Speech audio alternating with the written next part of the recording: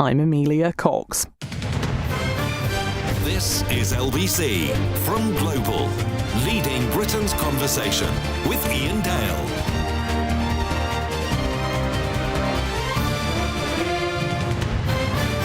Hello, a very good evening to you. It's 7:05. Welcome to the programme. It's Iain Dale here with you until 10. Remember, you can watch the whole programme now, not just Cross Question, the whole 3 hours, if you are on the LBC YouTube channel, the LBC on Global Player, or the new LBC app. Now, I want to return to the subject of Iran. It's topping the news agenda today, I think quite rightly, because Donald Trump has been receiving advice, although he didn't actually attend the national security meeting on Iran, which was slightly weird. But he's got to make up his mind as to whether he promote some sort of military intervention in Iran. We talked about that last night. Well, let's talk about the situation on the ground in Iran, because we heard from a lot of British Iranians last night, and I would encourage you, if you are a British Iranian, to give us a call during the course of the next hour to give your views on what's going on.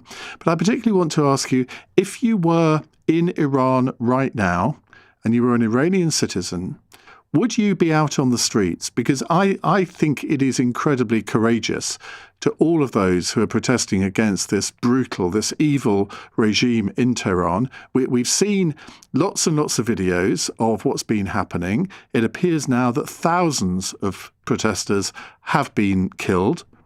Indiscriminate shootings with AK-47s by security services, not just in Tehran, but in cities up and down Iran. To go out on the streets and face that, you have to have a lot of courage to do that. And I'm wondering whether you think, if you were in a similar circumstance, whether you would be out there on the streets with the people of Iran. I'd like to think I would. But can I honestly sort of say that I would have the courage to do it? I think it's very easy to talk theoretically, but until you're faced with that choice, you don't quite know what you would do. So that's one aspect. Last night on the programme, I said I found it unbelievable that the British government hadn't called in the Iranian ambassador to the Foreign Office to remonstrate with him on what's going on. Well, to their credit, today they did that. And I hope it was a very short and sharp conversation, because Iran needs to understand that the international community is almost all united against them. I mean, Iran doesn't have many allies in this world, and those that it does have, well, it's the usual suspects. And when you look at that list of the usual suspects, you think, well, that is not sustainable. You look back in history, you look at when the Berlin Wall came down and all of the different protests that happened in various countries in Eastern Europe, there is a degree of inevitability of the fall of some regimes. I don't think it is inevitable that this regime is going to fall in the next 24 hours, the next 48 hours. I think this is going to be one of those situations where the protests have to continue for night after night after night.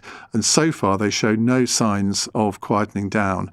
So again, I ask you, if you were in Iran, what would you be doing right now? 0345 6060 973. Simon Marks joins us, LBC's US correspondent. He's live from Washington, D.C. Simon, good evening. What has Donald Trump been saying today? Because we all thought this was the day where he would be making some sort of decision on what to do about Iran. Yes, indeed, Ian. He's actually on his feet at the moment in Detroit, where he's making a visit that's largely focused on the economy, although we're told that his speech was being rewritten to include some comments on Iran. So we're waiting to see what comes out of that.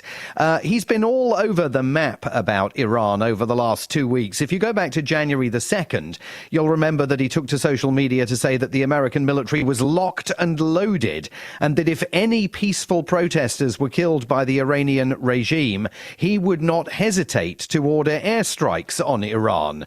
Well, we now know that no shortage, tragically, of Iranians have been killed by the regime as these protests have spread. There has been no sign of any military action by the American president, who today was due to take part in a meeting of his national security principles at the White House, where we were all told that options were going to be presented to him. him.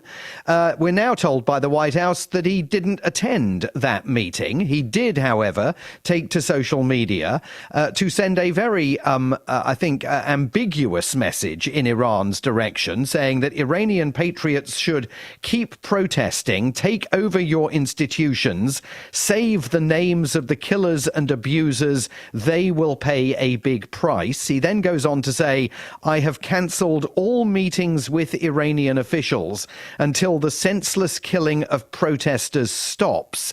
Help is on its way.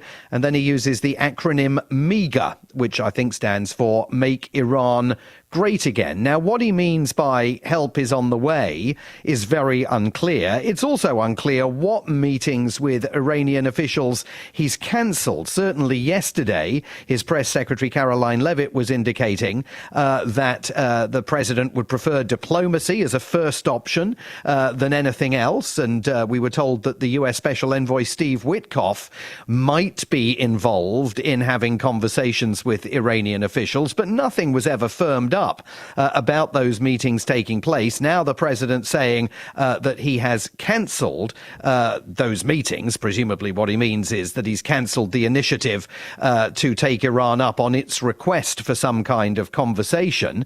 But there are also indications that could lead you to believe that he's thinking of launching imminent military action. Americans in Iran, any that are still there, have been told by the State Department to leave the country immediately. Meanwhile, of course, last night he announced 25% punitive tariffs on any country doing business with Iran. That's going to hit China hard, Turkey hard, the United Arab Emirates hard, and India hard. It's not clear whether the president had a legal basis for making that announcement. So I think he's really got the world largely where he wants the world. I mean, this is a moment where we simply don't know what he's going to do. And we've seen before, Ian, and we saw this when he decided last June to go in and knock out Iran's nuclear sites in that action that was jointly conducted with the Israelis. I mean, the timing of that was a surprise because the president had indicated hours earlier that he was going to give the Iranians a little bit more time for dialogue and discussion. And then, of course, he didn't. So whether we're in the same sort of pattern and within hours we're going to suddenly be hearing that American airstrikes have begun is unclear. But remember that airstrikes on Iran by the United States is not necessarily a positive sum game for either America or for the protesters in Iran, because they will put a much bigger target in the form of the Stars and Stripes on the back of those protesters who are already being accused by the regime of being American operatives trying to overthrow the government on Washington's behalf. Simon, thank you very much indeed, as ever. That's Simon Marks, LBC's US correspondent.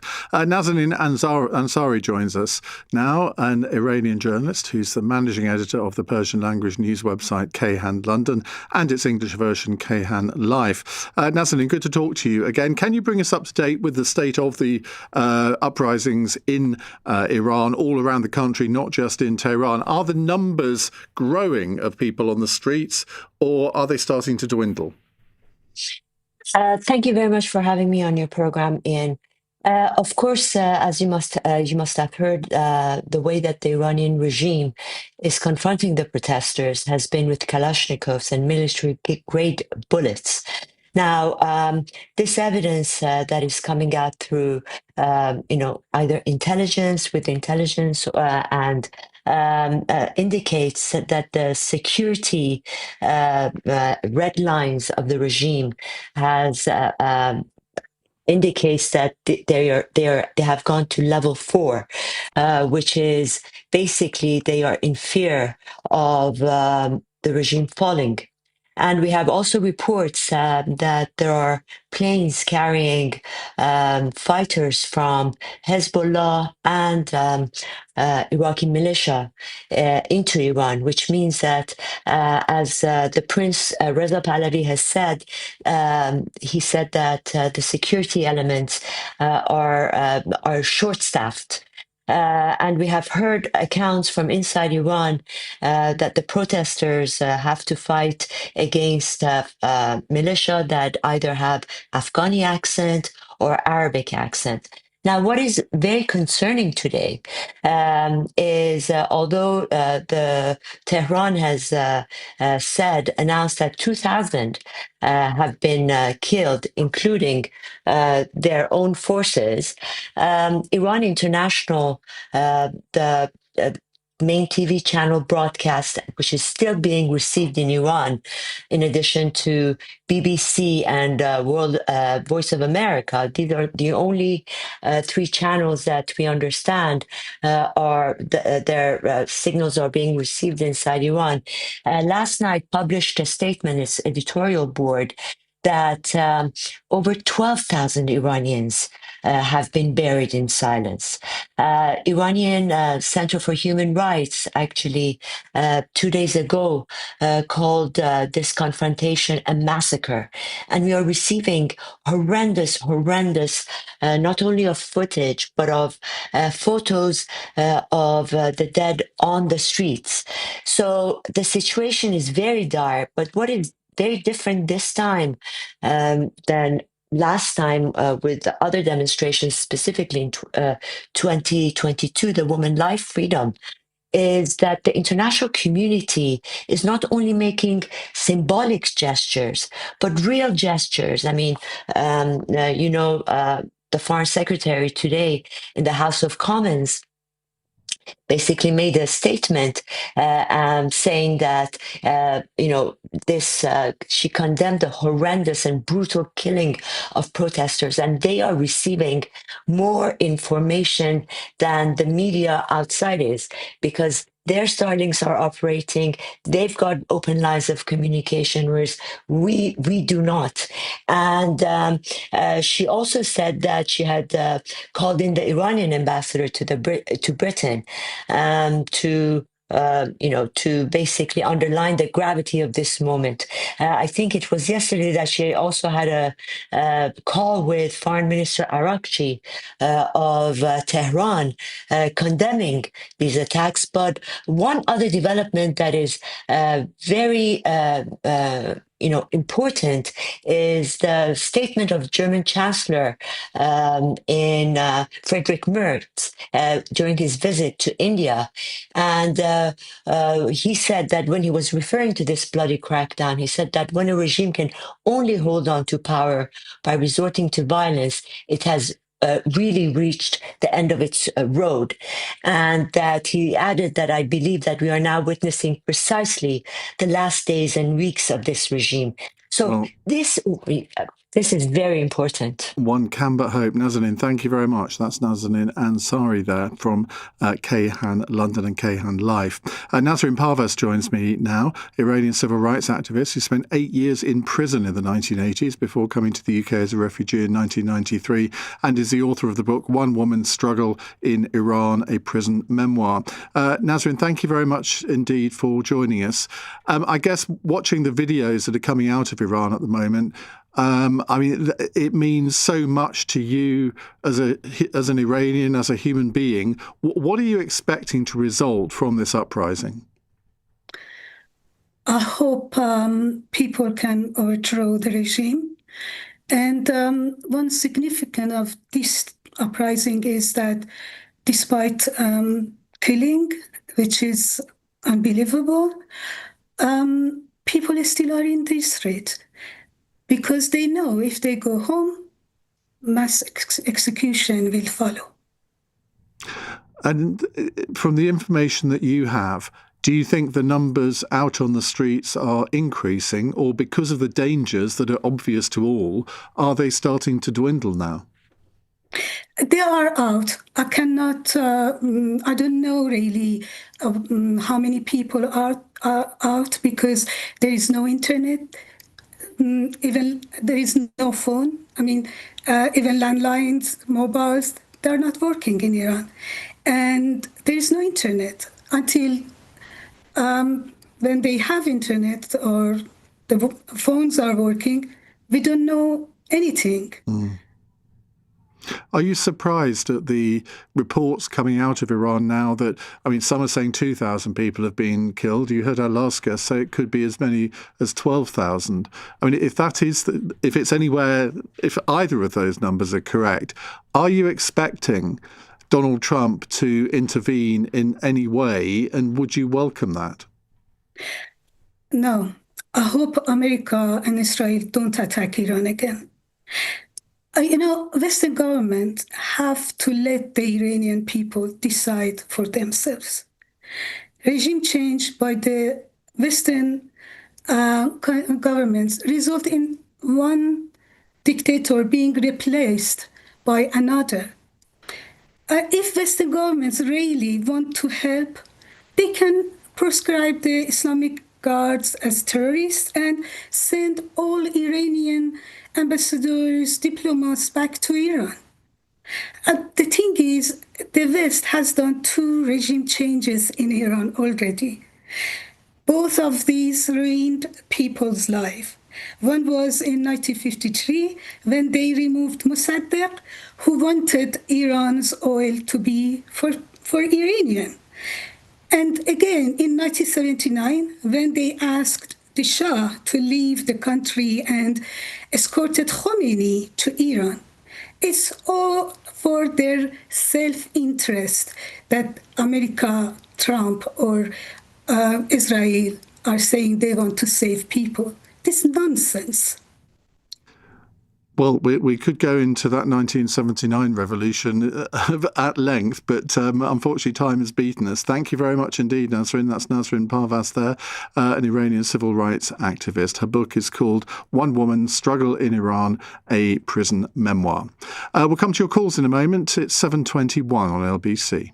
Weekdays from 7 a.m. They have fatal incompetence. Straight to the point. What is the problem they've got over there? Nick Ferrari at breakfast on LBC. The country's going backwards. Growth down. Energy prices up. Listen on our free Global Player app or the new LBC app. Download it now from your app store. LBC.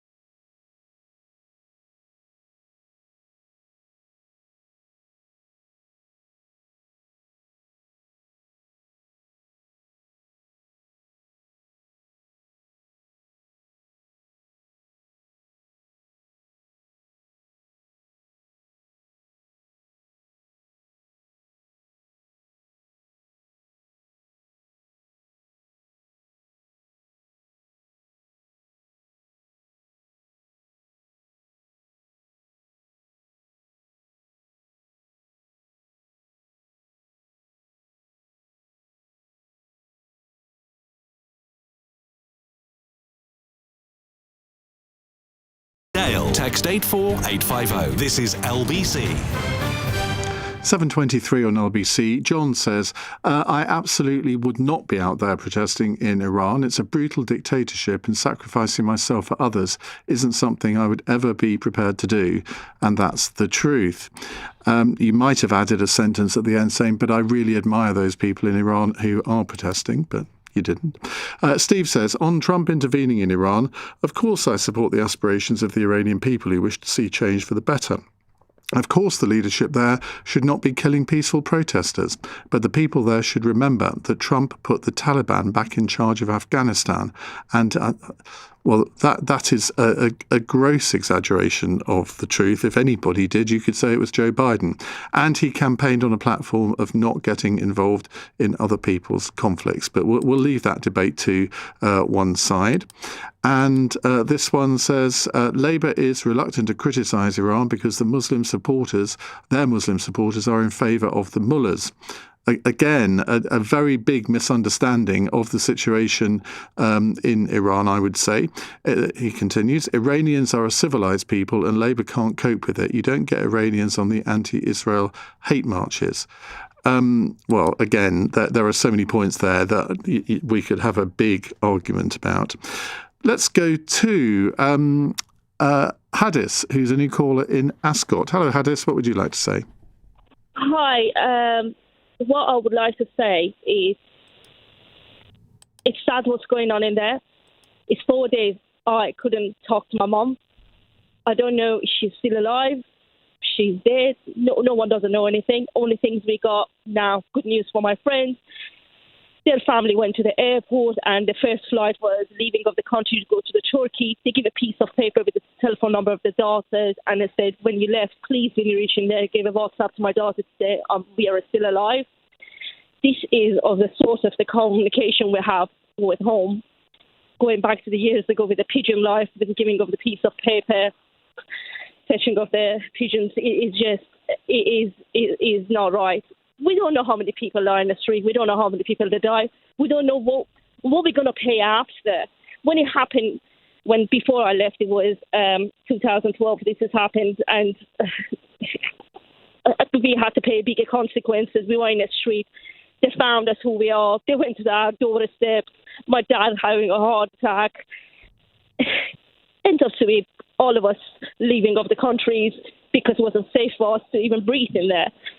What's going on in there is nobody doesn't know until everything go back and all the video is going to be shared and we will find out what's going on there. And we're going to be there, is no doubt about it. I will definitely stand by my own family. I will stand with all of my brothers and sisters who's on the street. It's really emotional moment now. I'm not a very political person. Probably I'm not very speaking properly or the way you guys. No, you're speaking from the heart, Hadis, and I think you will have a big effect on a lot of people listening because it is a long way away that these protests are happening. If you have no personal connection to a country, it's difficult to understand the ramifications for everybody who does. And I mean, you're clearly desperately worried about your family, and who wouldn't be? And this is a minimum thing. Anyone, we want to at least landlines, so just hearing of their voice, because we know our phone lines will be listening. Because when I was talking last time with my mom 6 nights ago, she was passionate. She didn't bother. She said, I'm going. This is a mistake we done 47 years ago. I'm going to Toledo. I'm like, Mom, you're nearly 70. You can't go now in a street. You really can't do that now. You're old. You're not able to do it. And she was saying, no, we done 47 years ago. We done a mistake. We're going to fix it. We can't give another generation going through these stress again.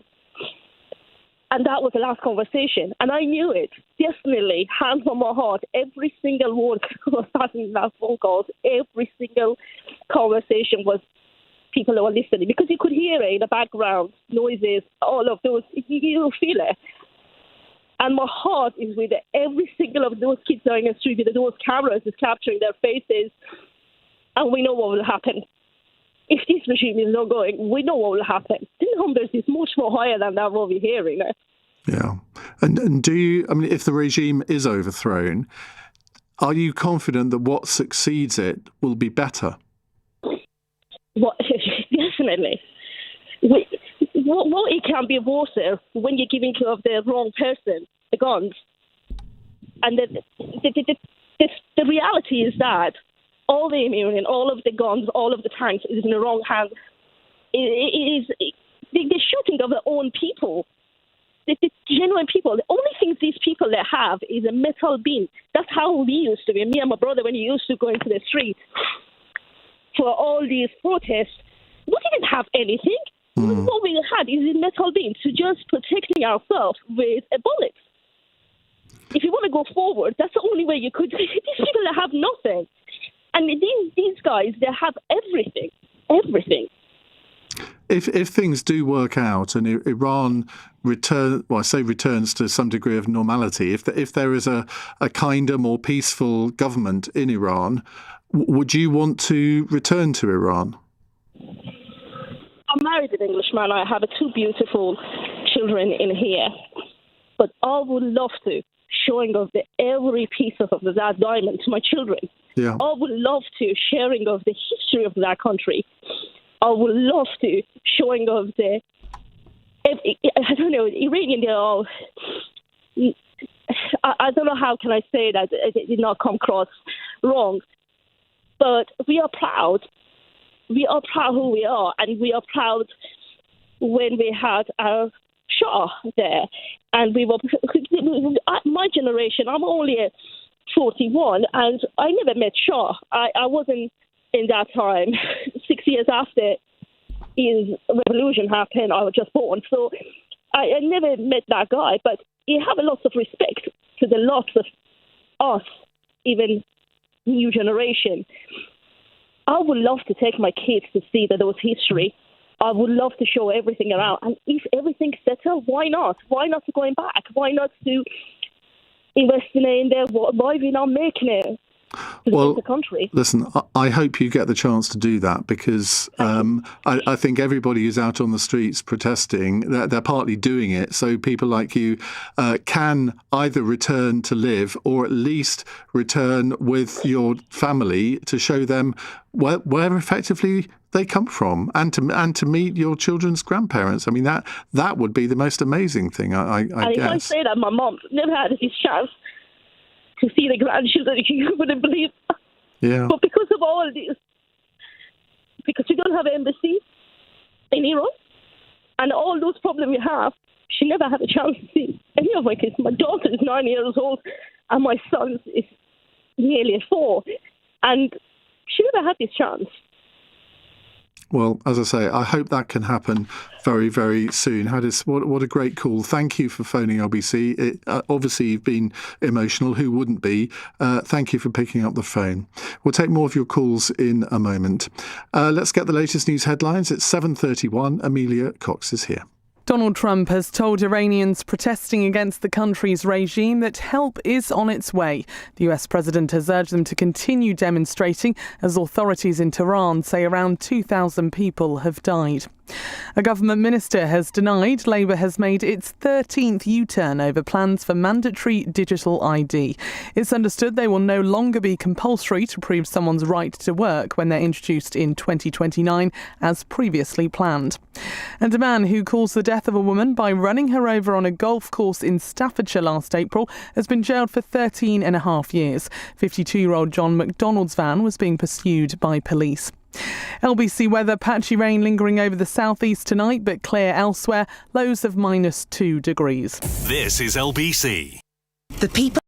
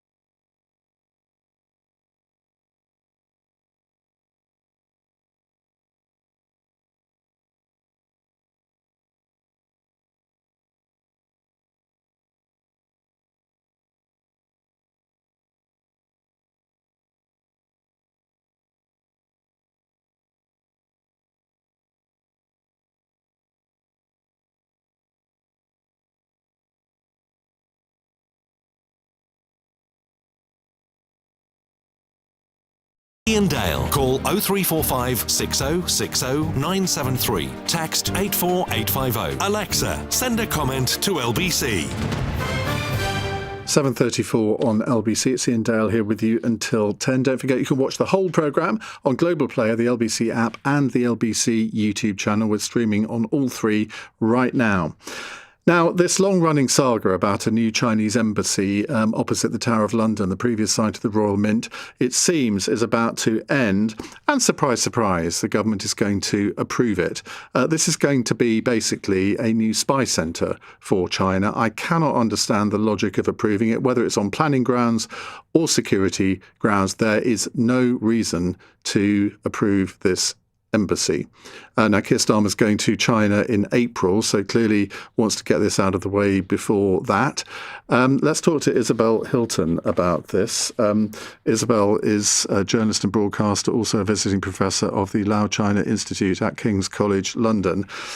Isabel, a lot of Labour MPs are very unhappy about this move. It's alleged that there's some secret room being that isn't in the public plans that's going to be used to try and access financial cables that are going from the City of London. It's right next to these cables. What's your view on this? Well, I don't have the technical expertise or the access to the data to assess security problems with those cables. So I just have to take my view of that from MI6 and MI5, who have said that this is a problem that can be managed. And if that is the case, and I really, as I say, I don't have the technical expertise to suggest that it's not, then I don't see that it's a big problem. If it can be managed, it can be managed. Well, Dominic Cummings has said that when he was in Downing Street, he was warned by both MI5 and MI6 that China was trying to build a spy centre underneath the embassy. We know that many of the cyber attacks on this country emanate from China. Why on earth would we do this? Well, in that case, I again wasn't a witness to that conversation, but that would suggest that the security services have had 10 years to deal with this problem. I would have hoped if they're earning their living that they have dealt with it. Of course, China spies on us. I would certainly hope that we spy on China. Everybody spies on everybody. It doesn't mean that espionage is physically located in one building. In fact, in cyber espionage, manifestly not. So, there's a sort of, the building has an iconic power. It is a big historic building in London. It's a very large site. And it has attracted all sorts of objections, which, really could be applied to almost any, part of the currently scattered Chinese diplomatic corps. They're scattered across dozens of buildings at the moment in London. Far harder to keep an eye on, at least if they're all in one place. That's a relatively easy thing to monitor. So I don't really think it changes the balance very much, except symbolically. Well, symbolism can be important, but as I said, when you have a country like China that's launching cyber attacks on this country in the volume that they clearly are, then you do have to wonder, I would have thought, about whether this is the right thing to do. But Isabel, thank you very much for joining us. That's Isabel Hilton, journalist and broadcaster, visiting professor of the Lao China Institute at King's College London. Right, let me tell you who's on Cross Question at 8. Jake Richards, who's Labour Justice Minister and MP for Rother Valley. We might have a few questions for him on trial by jury, and also this yet another U-turn today about saying they're not going to go ahead with the original digital ID plans. Lord Mark Harper, Conservative peer, former Cabinet Minister, will be here. Joe Grady, the General Secretary of the University and College Union, and Poppy Coburn, Deputy Comment Editor at the Daily Telegraph. They'll be here to answer your questions from 8. Sher Khan, we're going back to talking about Iran, says Trump sends another provocative message trying to fan the flames of violence and terrorism in Iran after reports that the recent wave of riots was starting to wind down, following massive protests by millions of Iranians denouncing terrorism and showing support for their country. Well, that's one way of putting it, Sher Khan. You're a shill for the Iranian regime, aren't you? Quite clear from that text. Let's go to Sebastian in Reading. Hello, Sebastian. Hello, Ian. How are you? I always listen to your show. Love it. Thank you very much. What would you like to say? My parents used to live in Tehran right before the regime, and they had to flee because of the regime. I still actually have family in Iran at the moment. I know you had Omar Jalili on LBC not so long ago. Yesterday. And he was talking about, that's right, and basically my parents are Baha'i as well, the same as Omar Jalili. because he was, because my parents were Baha'i, they were to be executed. So they had to flee to the UK, which they did in just as the regime was coming in.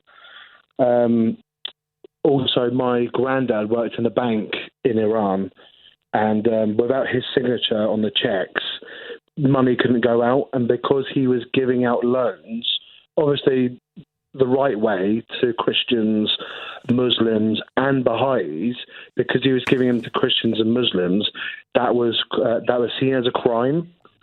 So he's dead now, but he's actually a wanted man in Iran. So if I went back to Iran with the same surname as him, I could potentially be arrested at the airport and possibly jailed or executed because of that. And do you feel in a way that you've been cheated of your family history? Yeah, I do actually. I do very, very massively. Iran used to be like California. If you looked at it in the 1970s, it used to look like California, and it was a beautiful, rich country. And this regime is barbaric. I'm sorry, it is absolutely disgusting. And you know what? I don't care how much people hate Donald Trump. If he's doing something to help the Iranian people to try and end this regime, I totally support him. I know he's quite controversial. There's a lot of things that he does that a lot of us don't agree with. But he's the superpower of the world, okay? And the Iranian people have finally been heard. This is what us Iranians have been waiting for so long. The superpowers of the world to hear us and hear our voices. And now something's finally, hopefully, being done. So, and I take it if you were in Iran at the moment, you'd be out on the streets too. Yes, I would, yeah. Also, I'd ask for your researchers to research someone called Mona Mahmoud. It's so hard to pronounce her surname.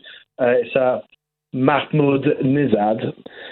She is one of 9 Baha'i girls that were executed. And they were girls, they were like 16, 15. They were executed because of their religion in the regime, because they were seen as Zionists. And they're seen as Zionists because the Baha'i temple is in Israel, and the regime obviously don't like that. So, well, Sebastian, I hope one day you will be able to go back to the country of your parents, which, I mean, you consider yourself Iranian as well as British. You sound totally British to our ears. But you want to understand your heritage, and who wouldn't? Thank you very much. Caroline says, praying for the extraordinary brave people of Iran. Let's go to Amin, who is in Kingston. Hello, Amin. Hi, good evening. Thank you for taking my call. What would you like to tell us? Yeah, I think it was a couple of months ago while the Israel attack, the conflict between Iran and Israel. And then United States intervened, and everyone said, yeah, that's it. It would be the last time people of Iran, they wanted help outside. This guy who's so-called himself, the Prince of Iran, the Reza Pahlavi, said, yeah, this time all the military, they told me they're going to stand with me. Just if, United States join Israel, then people are going to rise, and that's it. Nothing happened. Nothing happened. Maybe because the people inside Iran, they don't want any help outside. They just want to, I always believe, even me, that I'm now outside Iran, I have zero right to decide to what's going to happen for my country. Because if I was that man, I would stay in my country and fight till end for my belief or anything that I wanted.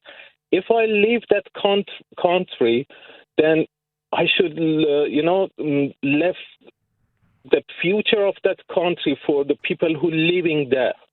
no one else. And these stories, these fantasies, since I was, I think, 17 or 18, I was always, I hear about them. That this time, I think the first time it was when I was 17. Then 10 years later, when I was 28, during the,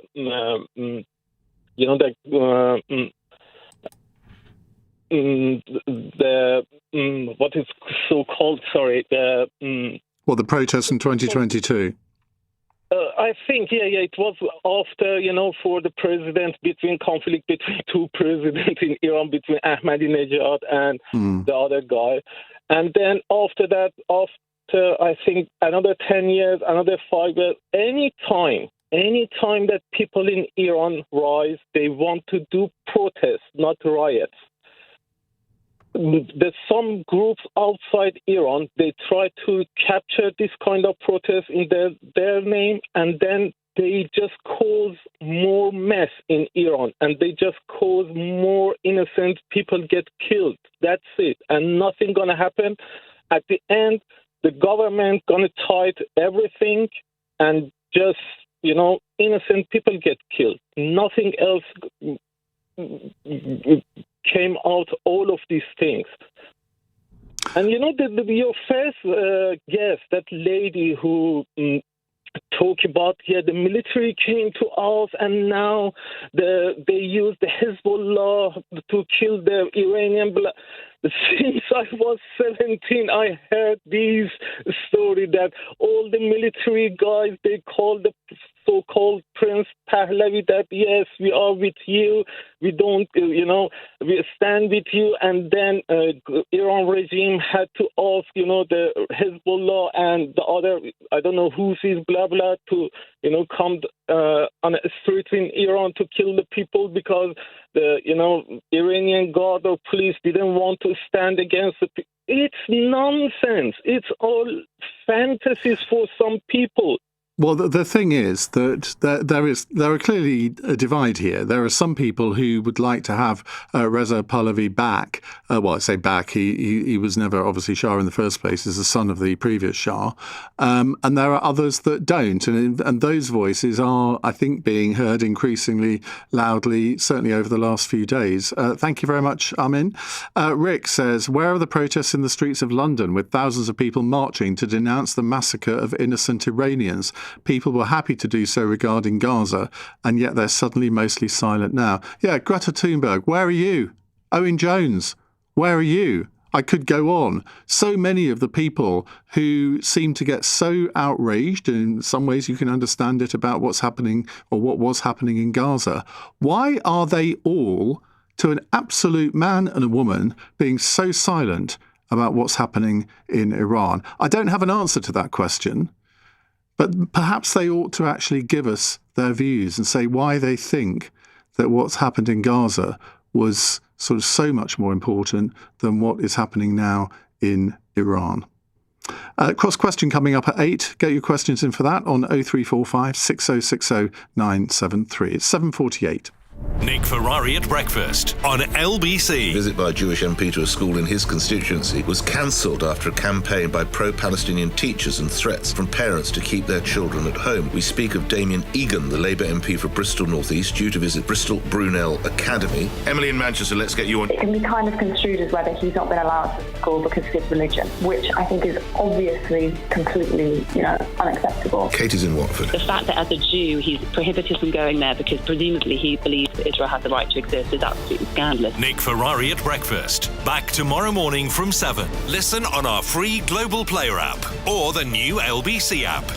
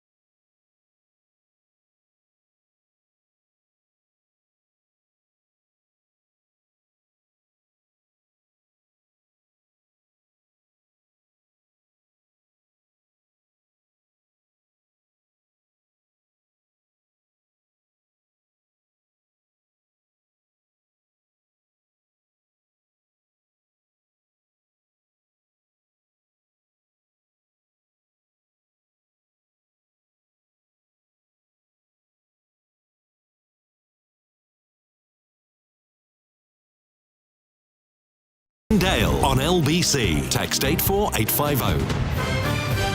10 to 8 on LBC. John says, I feel for those who are protesting, but I feel it will take America to make a change by removing the regime. I don't think the people alone can do it, much like they can't in China. Let's go to Marsa, who's a new caller in Leeds. Marsa, very good evening. Hi, good evening.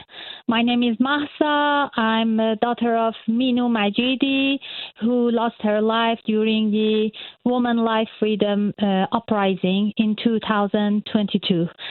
So, regime of Iran shot my mother in the street for just a peaceful protest, and they killed her. Since that time, I was active to be the voice of my mother and the other people of Iran.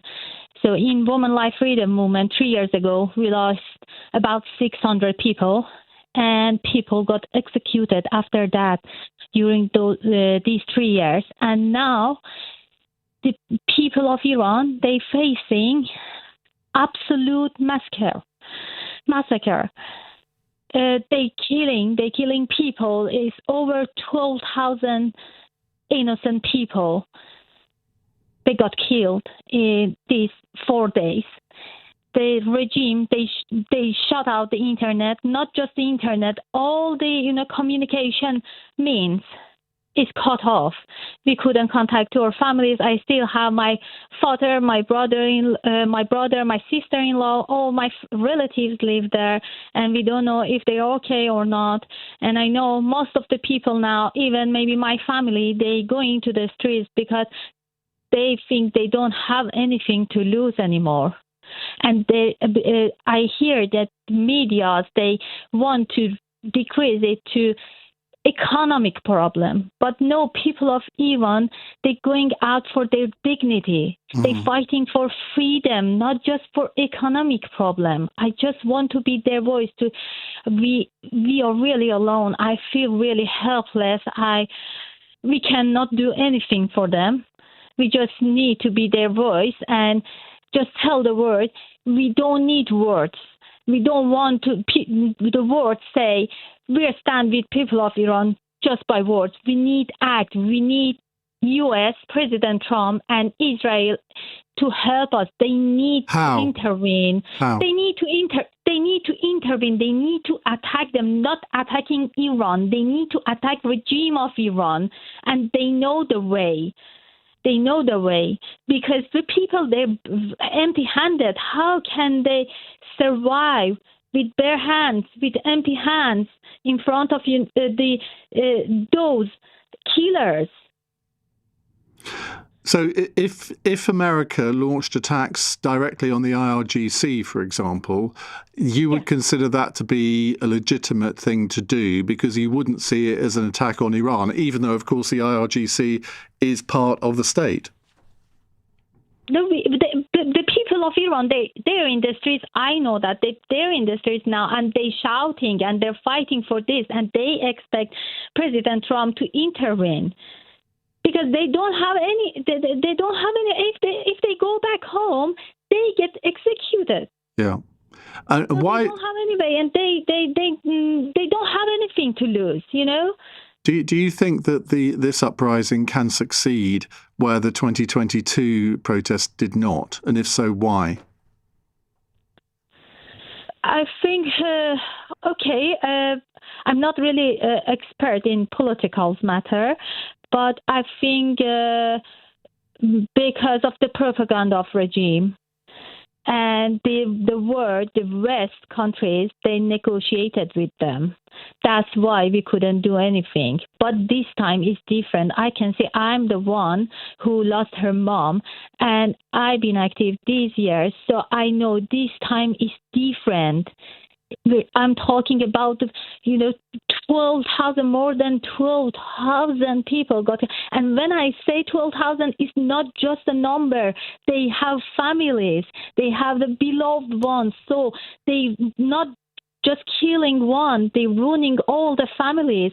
And imagine that all these families, they want to ruin regime. So we don't want West countries, any countries, to negotiate with them. We don't want reform. We want the West countries, U.S. President Trump, to intervene and help people of Iran and attack the regime. So then people of Iran can continue to being in the streets and no fight. Well, Marsa, your mother would be proud of you for speaking out like this and coming on the radio and giving your point of view. And I hope one day you will be able to go back to Iran to see your father and your siblings. Thank you very much indeed. Sarah is in Nottingham. Hello, Sarah. Hi, hello. By the way, I'm a big fan, but anyway. Oh, thank you very much. It's always nice to hear that rather than somebody saying, by the way, I hate you, but... No, definitely a big fan. I listen to your podcast as well. Thank you. But you're welcome. But I'll quickly just carry on. I really second what Sarah said. I've been listening to, obviously as you can find my accent, I don't normally follow Iran news. I've been following it more from after the 12-day war. And I've been listening to, I think you know, Monitor TV.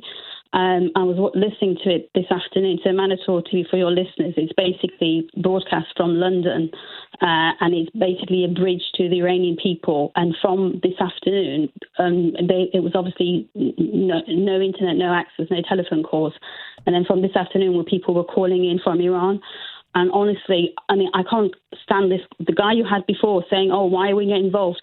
All they were saying is, please, please be our voice. Please let the outside world know we want help. When is Trump coming? Yeah. That's all they're wanting. Because this is, honestly, this lady before you, she's not exaggerating. This 12,000 number is a conservative number, and we're not making it up. It's from international other broadcasters that are saying it. And the stories they were saying, the massacres, the way until Thursday and Friday, it was the people were winning because there was thousands. They were saying there was thousands. They couldn't believe, like everybody across society, you know, young, old, they were all coming out and they were all united. And they said they had their doors open so that when the guards came to kill them, they used to open their doors so they could go and hide. So like one guy said there was like over 100 people went and hid in someone's house waiting for hours for them to escape because they wouldn't come out again. So Thursday and Friday, they were all saying it was like, you know, they thought they were winning because there were like thousands and thousands and, you know, the guards, they couldn't like take. But then I think from Friday onwards, they said they were just shooting massacres. It was just a bloodbath, honestly. I mean, I was just listening to it. I couldn't stop crying because, I mean, I thought the Nazis were, honestly, I keep telling to my husband, these are Nazis, and he keeps saying, no, these are worse than Nazi people.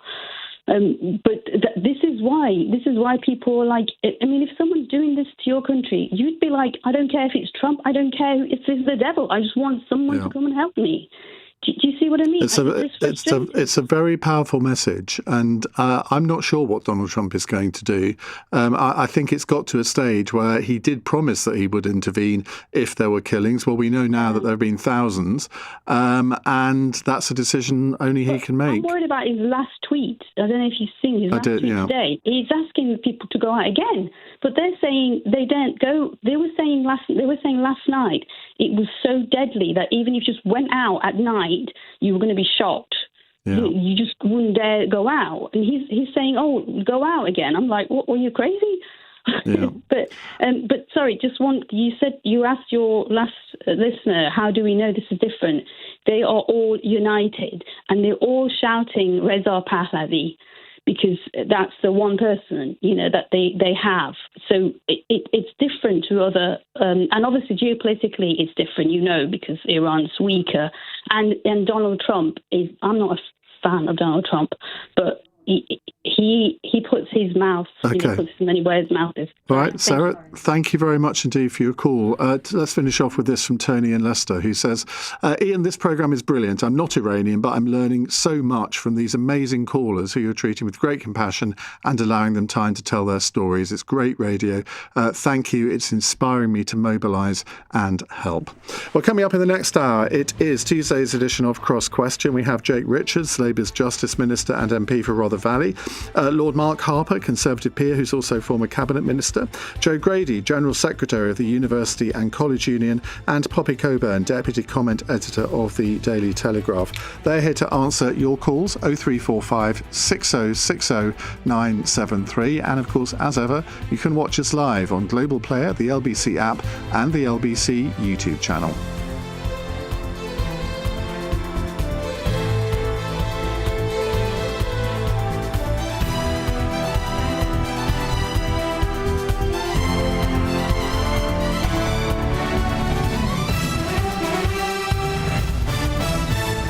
On your radio, on the LBC app, and Play LBC. leading Britain's conversation.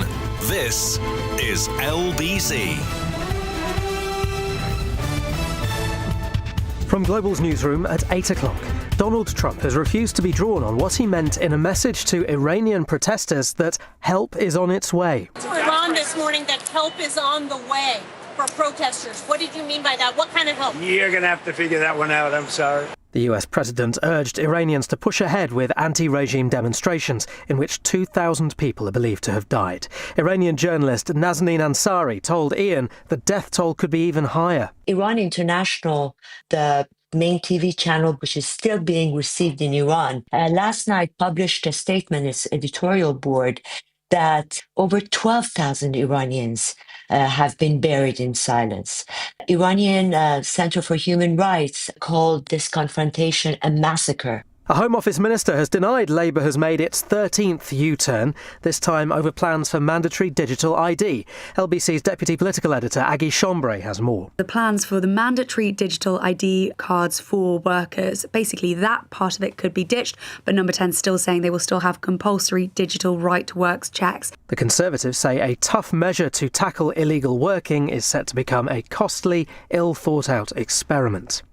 A Kent MP says the Army's help might be needed after some people have been without mains water for a fourth day. 25,000 properties are affected by South East Water's outages. An MP has told LBC the government would be giving a bully what it wants if a mega embassy for China is approved as expected. Sarah Champion's one of 9 Labour MPs to call for the proposal to be rejected, saying it's an enormous security risk. I think there is very clear evidence that the British people are being spied on.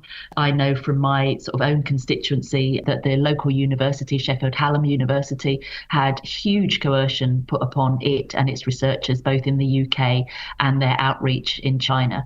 Why are we allowing this to be rewarded? It's understood security services haven't objected to the plan.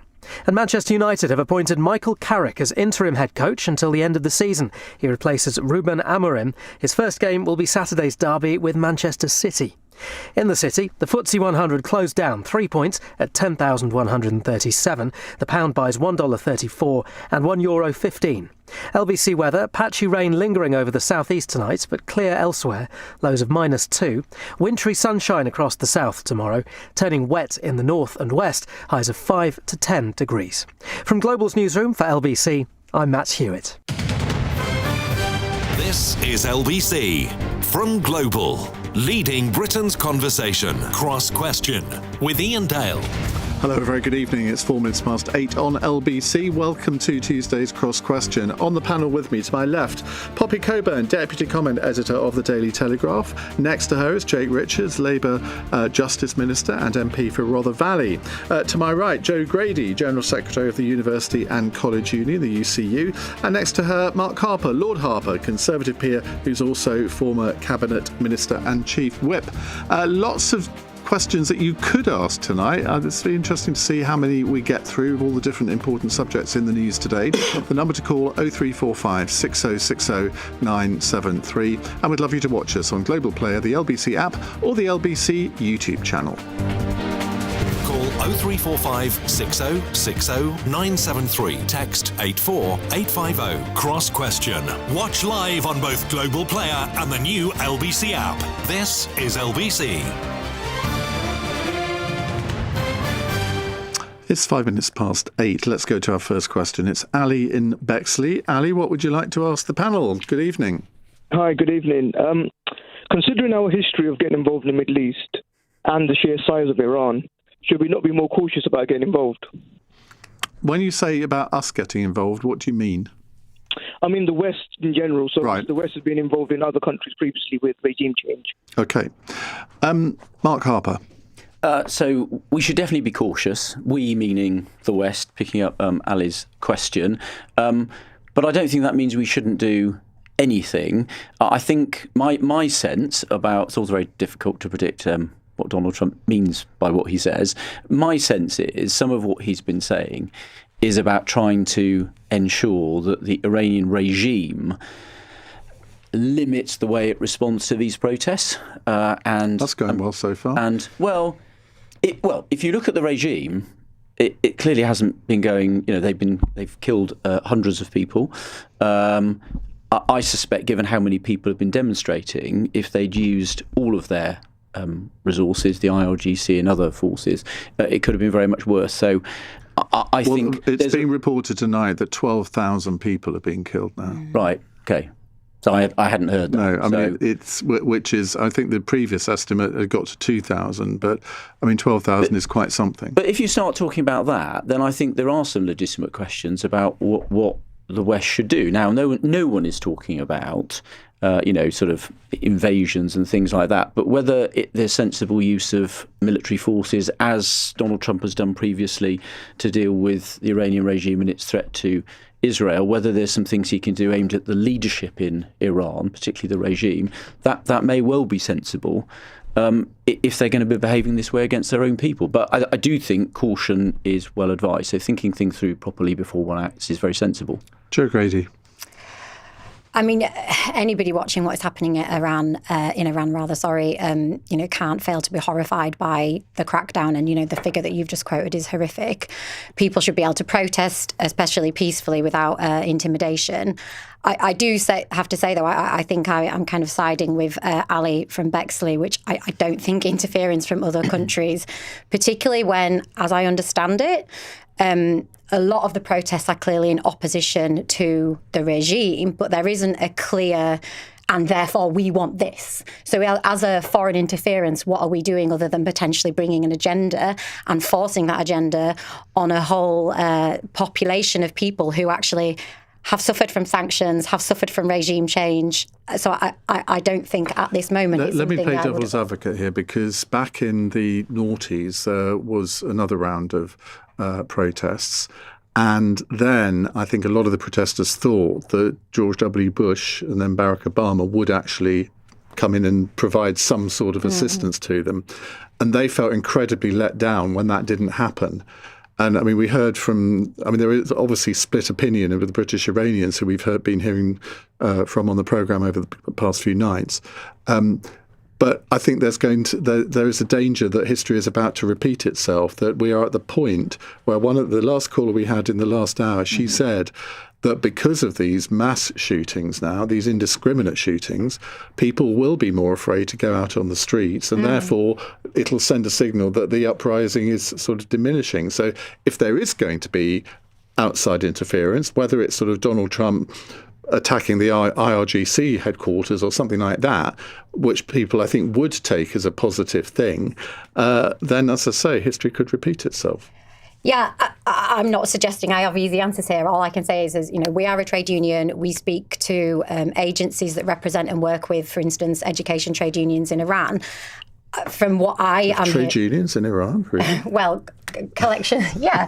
There has been lots of demonstrations and what have you in Iran, and I think we, whether that's the US, the UK, traditional allies, are not necessarily well trusted, are not necessarily being welcomed for intervention, and I think that I personally, don't think that will be a wise thing for us to do, especially not spearheaded by Trump. Jake Richards. Well, I think your caller is absolutely right that we always have to tread carefully on the world stage, especially in febrile situations like that, which we are seeing in Iran. But look, let's also be very clear that the Iranian regime is no friend of our country. That's been the position of the British government for a number of years through successive governments, and we need to make that statement abundantly clear today. And we also need to call out the very credible evidence, and you've cited new reports this evening, of pretty horrific an indiscriminate killing of wholly innocent protesters. And I think it's right, as a government, we call that out. It's right that we put diplomatic pressure on that to stop. Why has it taken 2 weeks to call that out, though? Because the ambassador was called in to see a Foreign Office minister today. This is more than 2 weeks after the protests started and the shooting started. Well, I think the government's always been very clear that any overly authoritarian and aggressive measures taken against protesters would be wrong. It's clear that this is a fast-moving situation. The evidence from what's happening in Iran is unclear. It's clearly something terrible is happening. The scale of that, how, when, it's still unclear because of the nature of the regime. Some of the sources of the information are not as rigorous as we might expect in other countries. So the government has to, of course, be careful with the information it's receiving. This is a delicate diplomatic situation. I think it's right to be cautious in terms of that approach, but let's also be very clear as a country, not just as a government, that we don't stand with the Iranian regime, and we do stand with innocent protesters who are facing and being incredibly brave in the measures that they're taking. And I suppose one other consideration for any government is the fact that there are Britons imprisoned in Iran at the moment. I think I know of 4. There may be some more that I don't know of. But I mean, anything that the British government says that is possibly controversial could lead to devastating consequences for those people in Iranian prisons. Of course, I'm not a Foreign Office minister, but speaking to colleagues... one day, Jake. I'm very happy with my role, Ian. But speaking to colleagues who are, you can never really overemphasise how complex these things are. And there are, as you say, individual cases on the ground, which every statement that the Foreign Secretary says may have an effect on. So, of course, that this is really complex. There's lots of pieces in the air, and it's right that we are very careful about that. I should also say there's lots of Iranians who live in this country who are unable to go back to Iran, who pay real interest in this. I was speaking to another colleague who has a big Iranian population in her constituency and has been, is very, very aware of the outcry that they worry about their fellow citizens who are going through this awful time. So there are no easy answers, as has already been said. But I think the government statement today and Yvette Cooper's statement today in the House of Commons was strong. And we're going to play our part at making sure, as much as we can, that we can try and bring some calm to the situation. OK, Poppy Coburn. I mean, I'm quite anti-interventionist, just by reflexively, I tend to think that Western involvements in the Middle East have generally been a failure. You can look at Saddam Hussein, you can look at Yemen, you can look at Iraq. I'm kind of curious what we actually mean by involvement, though, because so far we've just kind of talked about expressions of support, and I think everybody supports the right of the Iranian people to protest against their illegitimate government and wants them to have a democratic regime which allows them to express themselves freely. But what do we actually mean by Western intervention here? Are we talking about regime change? Are we talking about bringing the Shah back and placing him in after you've taken out like the Ayatollahs? Or are we talking about just saying that we support people, we support British people who are currently languishing there, we support the people and the protests so that they can be successful? I don't really understand that there's any clarity there. I did see Yvette Cooper's speech. I read through the text earlier today. I think it actually cuts quite a nice line, right, which is she says the right things about where the government supports lie, which is with the protesters. She condemns the actions that the Iranian government has taken against the protesters. She condemns the shootings, the detentions. But then she kind of says, well, we also need to kind of spread a fine line where it's clear that this action is coming from the Iranian people. This is a spontaneous demonstration that has come out of originally a currency-related issue, which is now spreading throughout wider society. We will support that. But, and I think the kind of unsaid thing in that statement is we are not America. We have a slightly distinct interest in the regions than the Americans do. So when Ali says the West, I don't think that's a term that really fits in the situation. The UK's national interest and America's national interest, I think, differ here when it comes to the Iranian situation. Well, Ali, let's come back to you for a moment. What do you make of what you've heard? I mean, the thing I think is, right, obviously, and just to clarify the point, when I said we, I meant as us as part of, obviously, as the UK, we are allies of America, obviously, we're allies within Europe. And historically speaking, whenever there's been any action abroad, it's always been, especially in the Middle East, it's always been done as a collective, it's always been a coalition, so it's never been sort of one country or the other. So that was I was sort of referring to. And mainly, obviously, intervention. Of course, we support the protesters, we support people's rights to freedom, democracy. But I think the more thing that I'm sort of more worried about is military intervention and then the fallout from that, and not having a real plan. So obviously we went into Iraq. It didn't seem like we had a plan of what we was doing, and then the fallout is still 20 years on. Iraq's a failed state. A similar situation, as mentioned by one of the panelists earlier on, in Yemen. Similar situation in Libya, and the fallout again. We've now got failed states that are causing a more problem now than there were before. All right, Ali, thank you very much indeed. Right, we're going to move on to a different subject in just a few moments' time. It's 8:15. LBC.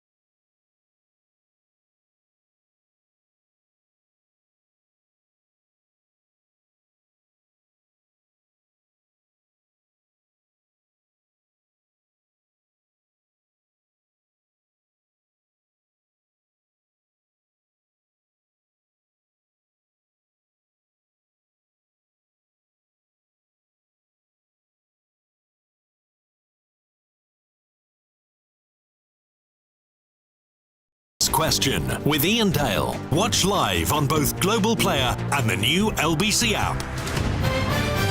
17 minutes past 8 on LBC. We have with us Justice Minister Jake Richards, Mark Harper, Conservative peer, Joe Grady, General Secretary of the University and College Trade Union, and Poppy Coburn, Deputy Comment Editor of the Daily Telegraph. Right, Andrew has a text question. If each of the panel were in court charged with a crime they did not commit, but which carries a potential sentence of less than 3 years, how comfortable would they be with their fate soon resting with one person rather than a jury? And if they are wrongly convicted, how do they each feel about having their automatic right to appeal being taken away? Now, the Financial Times says today that alternative plans to reform trials are being considered, which would see two magistrates sit alongside a judge rather than have solo judges hear criminal cases, which will lead to shorter sentences. Well, that was the original proposal, I think, from Sir Brian Leveson. Was it Lord Leveson? I'm never quite sure. Jake Richards, Justice Minister, what's the latest? Well, look, the government are going to be bringing forward legislation which will modernise the criminal justice system to make sure victims are right at the heart of it. And the jury reforms, pretty modest reforms to the way our jury system operates, is going to be part of that. It's an important part of it. It's one part of it, but it's an important part of it. You say a minor reform with juries. It's a pretty major reform. It overturns centuries of legal tradition. Well, no, I disagree with that. So look, at the moment in our for all the criminal cases that we have, 10% of them are potentially subject to jury trial. 7% of those plead. So we're talking about 3% of the trials that we see of all criminal proceedings. And the reforms that we've put forward would change that to 1.5%. You're including speeding fines and all the cases in that, aren't you? Which is all criminal proceedings. So it's a modest change to how our criminal justice system works. And also, this isn't the first change to jury trials. In the 1980s, Margaret Thatcher, the Conservative government, changed numerous offences that were subject to jury trials and then were summary only, and they were put just before magistrates with no option for a jury trial. This is part of a long history of how we use and operate juries in our country. And look, the point is that we need to have a system, a criminal justice system, which is fit for purpose, which people have faith in. And this is part of a package of reforms which we brought forward in the next few weeks, which would ensure that happens. But you're going back on them now, aren't you? Well, no. That's what the FT are reporting. Well, look, you will know, Ian, as an esteemed veteran, if I may, journalist, will know that. It's a bit of journalists. I'm sure you might mind. Journalists sometimes get stories wrong, and look, what we Not are. the FT, though. The FT has been known to get stories wrong as well. But look, we're going to be bringing this legislation forward in the next few weeks, and then Parliament will have its say. So are you saying that the FT have actually got it wrong and that you're not going back on the original proposals? Yes. You are? Yes. So this isn't the 14th U-turn then? No, look, we're going to be bringing forward legislation. We set out a policy statement before Christmas with the broad intention based on our response to the Leveson report. But this is part of a wider package which involves more court time, which involves investment, legal aid investment too. But we were told when this proposal first came through that the reason for it was to unclog the courts. Your colleague, Sarah Sackman, rather blew the gaff on that, didn't she, in the Commons last week, where she said, well, we'd have done this anyway without the courts. Well, I think it's about both, isn't it? So, look, we have a responsibility as a government, it was in our manifesto, to modernise the criminal justice system, to make sure it works. Well, hold on. Well, it wasn't, was it? No, because we're responding to a report by Sir Brian Leveson that we commissioned straight out of government. He's come forward with a number of proposals, which the reforms that we've set out are based upon. Part 2 of his report is coming out in the coming weeks as well, about further efficiencies we can build in the court system. But I would urge colleagues, any colleagues who I'm sure many of them are listening and watching, let's see the full package, because we have a package which is about investment, record investment in our court system, about greater efficiencies, but also we do need, and this is Sir Brian Leveson's conclusion, not mine, not Sarah Sackman, we do need structural reform. Well, his conclusion was 2 magistrates alongside a judge, and you haven't gone with that. Well, the proposals we set out in the policy statement before Christmas are very similar to that. I accept slightly different in terms of there are no 2 lay people in front of a single judge. And let's see what the legislation comes forward in the next few weeks. And what do you say to Carl Turner, your colleague, who's threatening to cause a by-election over this, and the 50 Labour MPs who think you've got it wrong? Well, look, to Carl is clearly very passionate about this, and I respect Carl. He's been in Parliament a lot longer than me, so I've listened to his speech in Parliament last week, Wednesday. I'm very happy to speak to him whenever he wants, and I understand his argument. I get it. I would urge him again, wait to see the full package. Okay. Let's see the reform proposals that we bring forward. And look, our responsibility as ministers is to try and make sure that the justice system is fit for purpose in the 21st century. One statistic that I think is often left, a Crown Court trial is now taking twice as long as it was in 2010. Now, that's for lots of reasons. I can have a go at the Conservative government for lack of investment in the court system. It's also to do with the changing nature of our criminal system. We have more digital disclosure because all their evidence is on their phones. That's taking much longer as well. We have to be realistic. We have to build a system which is going to work for the future. Poppy Coburn. I think the argument would be a lot stronger if you had just stuck with the original. We have inherited a very difficult situation from the last government. These are contingency measures to deal with the situation in the meantime, rather than pretending that getting rid of jury trials is actually a brilliant thing that you'd thought of doing all along. We're not getting rid of jury trials. No, in particular cases. Okay. I know. But a lot of people suspect that's where it's heading. Exactly. And that's. And I have to go back to Andrew's question, this text question that he sent in, because it immediately made me think of the case of Jamie Michael. He was a man that had been sent, and he had a jury in this trial. It was a completely spurious case that had been brought in the aftermath of the Southport protests, and he was acquitted after 17 minutes by this jury. I mean, it was really atrocious that it was even brought to trial in the first place. But I think when you have those instances, you think, thank goodness we have jury trials, so we can correct those issues when the CPS decides to bring a case to court that never should have been brought there in the first place. But why couldn't a judge have made that? It might have been done much quicker. A judge may have made that decision, but these are hypotheticals. I think people are quite clear that they like having a jury because they like feeling that it's an extra safety net. You're being judged by a jury of your peers, particularly when it's over something that's politically contentious as hate speech, as this particular case was. So, to answer that question, I would definitely rather have a jury if I was falsely accused of a crime. Jo. I think the suggestion that we should modernise the criminal justice system is good. There's no question, I don't think that our criminal justice system fails victims. I think women, girls, survivors of abuse in particular would probably subscribe to that position, and I think we'll be looking for comprehensive reform.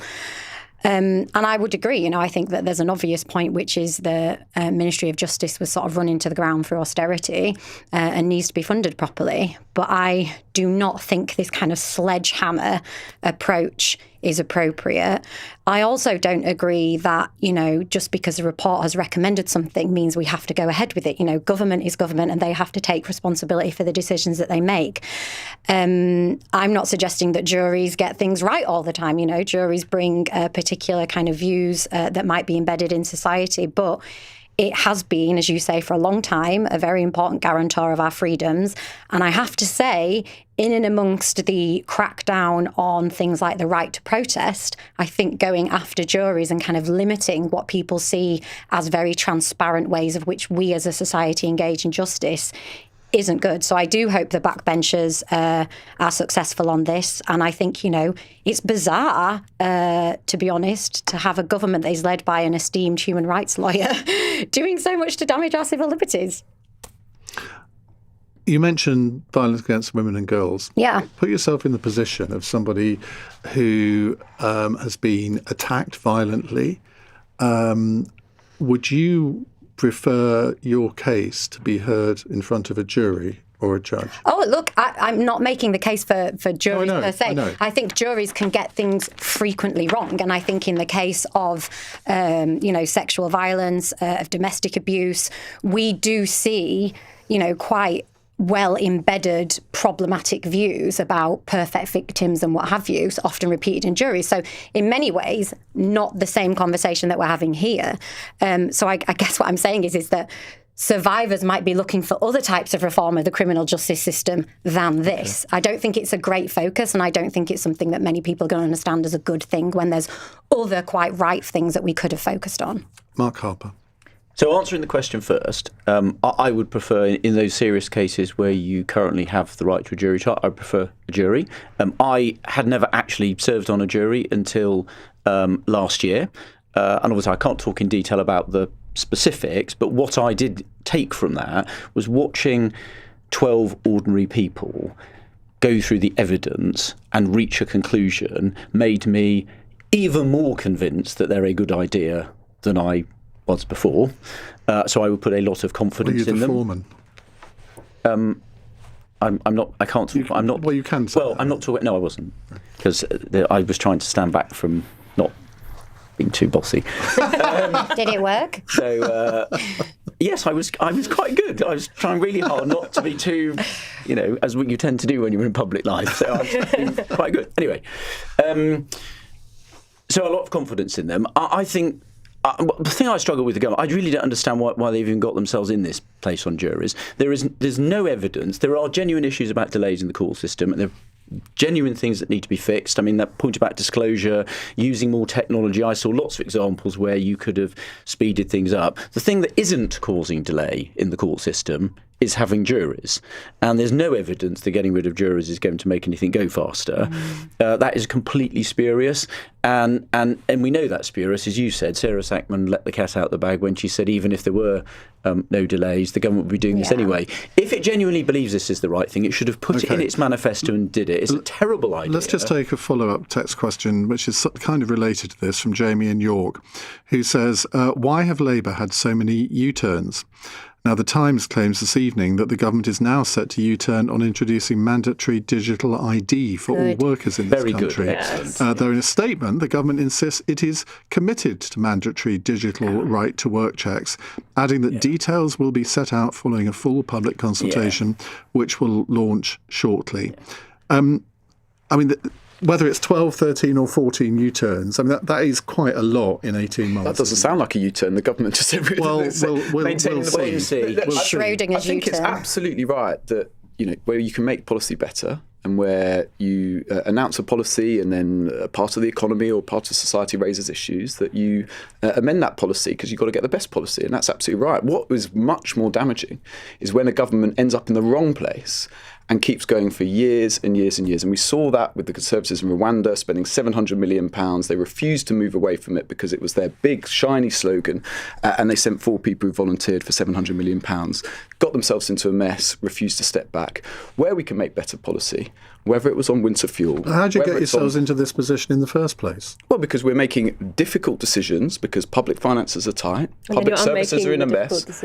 Public finances are tight, public services are in a mess. The economy we inherited was in a difficult position. And Any any government will have to make difficult decisions. When you make difficult decisions, you have to fine-tune them over time. But the Blair government didn't do this, did it? But I'm not sure. The Brown government I do think memories sometimes of sort of recollections may vary. Exactly. I mean, look, I think of sort of, the Cameron government 2010 to 15, which was electorally successful at least because it won a majority in 2015. U-turns on privatising forests, and they U-turned on the pasty tax. They U-turned on the NHS reforms that Andrew Lansley.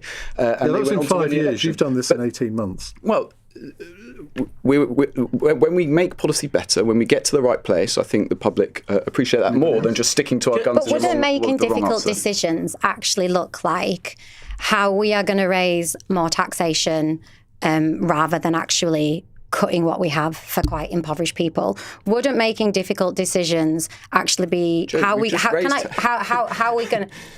going to get our economy off the hook to bond markets? What we've seen over the past, year and a bit, is policies put forward to kind of cover some sort of centre ground without realising that there's nobody in that centre ground really wanting what you're offering. So I think you're kind of chasing something that isn't there and actually just really annoying and impoverishing people at the same time. Well, I don't agree with that we're impoverishing people at the same time. Look, I think we're in a pretty good place if you have on the one hand people saying, oh, you should be taxing the rich more, and on the other hand Mark will be saying you're taxing people too much. Well, that's probably in the right sensible position when it comes to tax policy.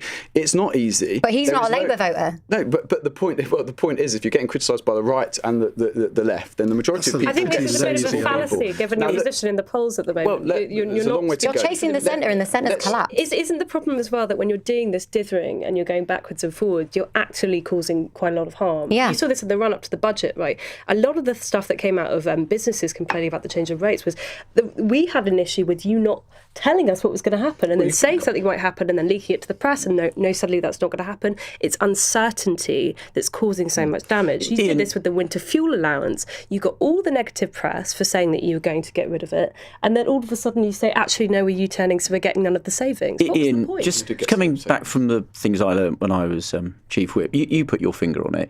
Carl Turner's been running a very strong campaign on this, and if you look at the number of people that have concerns about this, it's clear, based on previous U-turns like on welfare, at some point the government's going to throw in the towel on getting rid of jury trials because they're just not going to be able to get it through the House of Commons. And it wasn't in their manifesto. And if they got it through the House of Commons, I think it's an issue on which the House of Lords will stand firm because actually it wasn't in anyone's manifesto. Well, exactly. Ask them to think and again. They would be allowed to do and that. we would be absolutely within our rights to do so. It wasn't in the manifesto, and we could ask them to think again. And I think Labour MPs will get cold feet. So I think actually, if we continue the campaign as we did on the agricultural property tax issue and on a number of other things, then in the end I think we'll win this one and we're going to keep the fight going and I think we can win. So I think everyone that doesn't like this change to jury trials should hold firm, and I think in the end we'll be able to get the government to back down because they don't have the numbers in Parliament.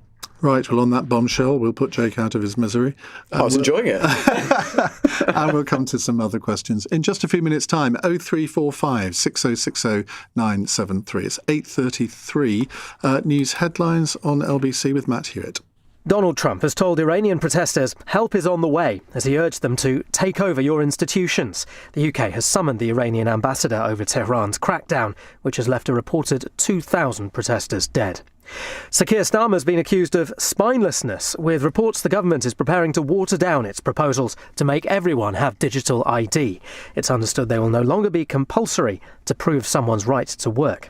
And Manchester United have appointed Michael Carrick as boss until the end of the season. The ex-club captain will return to Old Trafford to replace the sacked Ruben Amorim.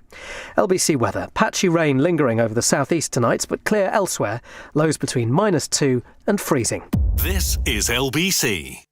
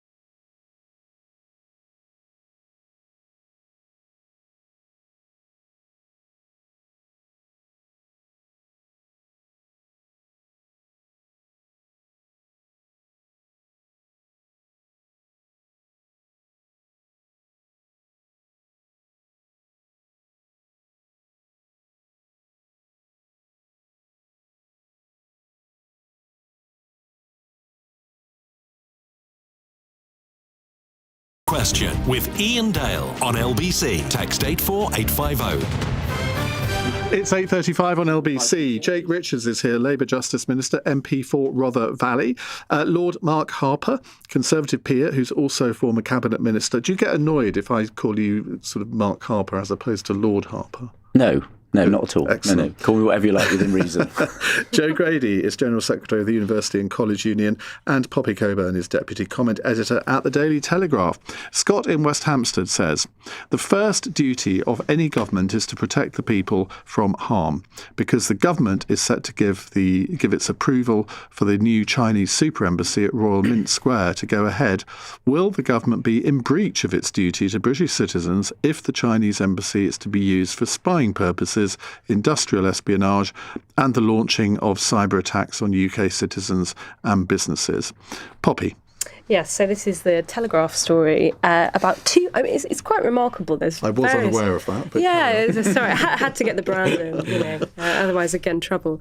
It is quite remarkable. I mean, first of all, the fact that there are 208 rooms underneath this embassy. Now, I understand that the plan for the building is pretty large, but 208 rooms underneath a building is quite noteworthy. And I think some anti-China or pro-privacy campaigners have suggested that what are these rooms actually going to be used for? Are these going to be interrogation rooms? I mean, because it's the Chinese embassy, it will technically be under Chinese jurisdiction.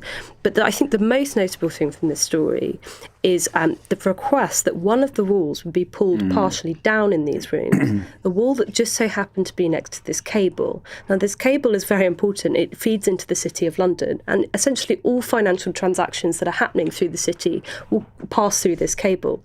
And apparently it's quite easy, if you wanted to hack into this, if you are physically there, all you have to do is essentially snip at the cable and you can get all of the information and read it yourself. So that causes an immediate concern. First of all, why would the Chinese think this was acceptable, that they are pulling down one wall out of 208 rooms, this one particular wall that just so happens to be next to this incredibly important cable coming out of the City of London? How could this ever be given planning permission? It doesn't really make any sense. And so I think, again, it's going to put pressure on the government, given that Keir Starmer, I believe, is going to China soon. He wants to get this deal through. He wants to be able to say to them, we've got your embassy, it's all sorted. It's putting another thing into why are we actually letting this get through planning Because apparently we want to build a new embassy in Beijing as well, I read somewhere today. Are we going to ask that it's near a special cable as well? I mean, it is worthy of conversation. I think the entire process of trying to get planning permission for this embassy has been quite fraught.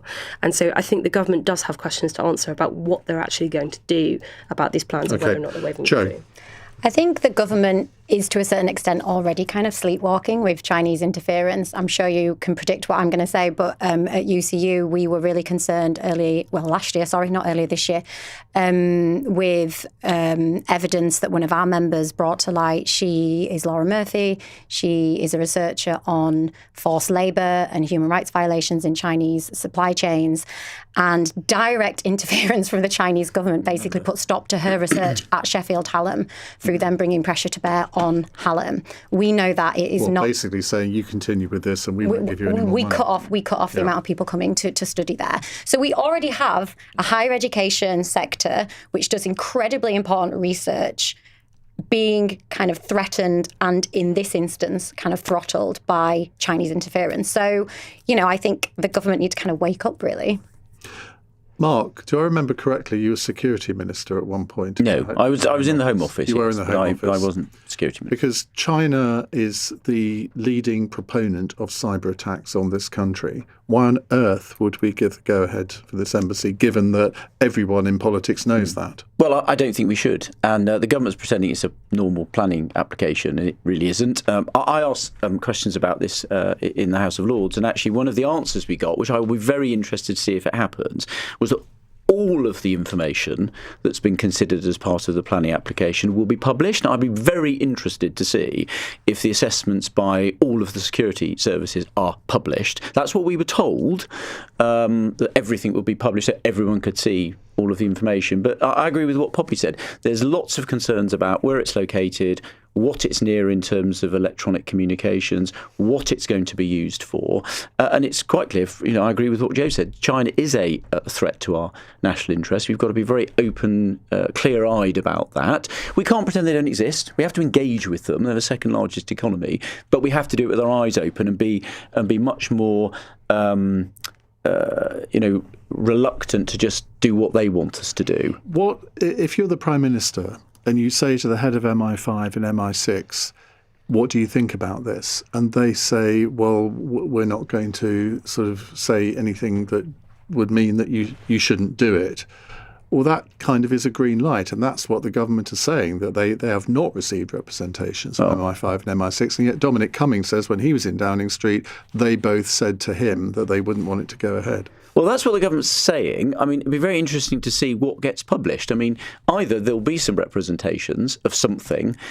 If there's nothing from the security services, then we'll know perfectly well that something funny is going on, because you're not telling me the government didn't ask the security services what their views were. And the government's committed in Parliament that it will publish everything that was part of the decision that has been taken. And there's no way ministers took this decision or will take this decision without looking at the security information. And we have a right to see it. Well, Jake, obviously the decision hasn't been made yet. You're not a Home Office minister. I mean, you're kind of stuck between the dove and the deep blue sea here. I do get that. But, I mean, from what you've heard from your fellow panellists here, I mean, are you at all discomforted by this? You're absolutely right to ask legitimate questions about it. There was a session in Parliament just this afternoon or this morning on this very subject, and it's right that parliamentarians like Mark are asking questions on it. This is, though, a planning process. It's quasi-judicial process. Ultimately, the decision will be made by the Secretary of State for MHCLG, actually, and that decision will be made.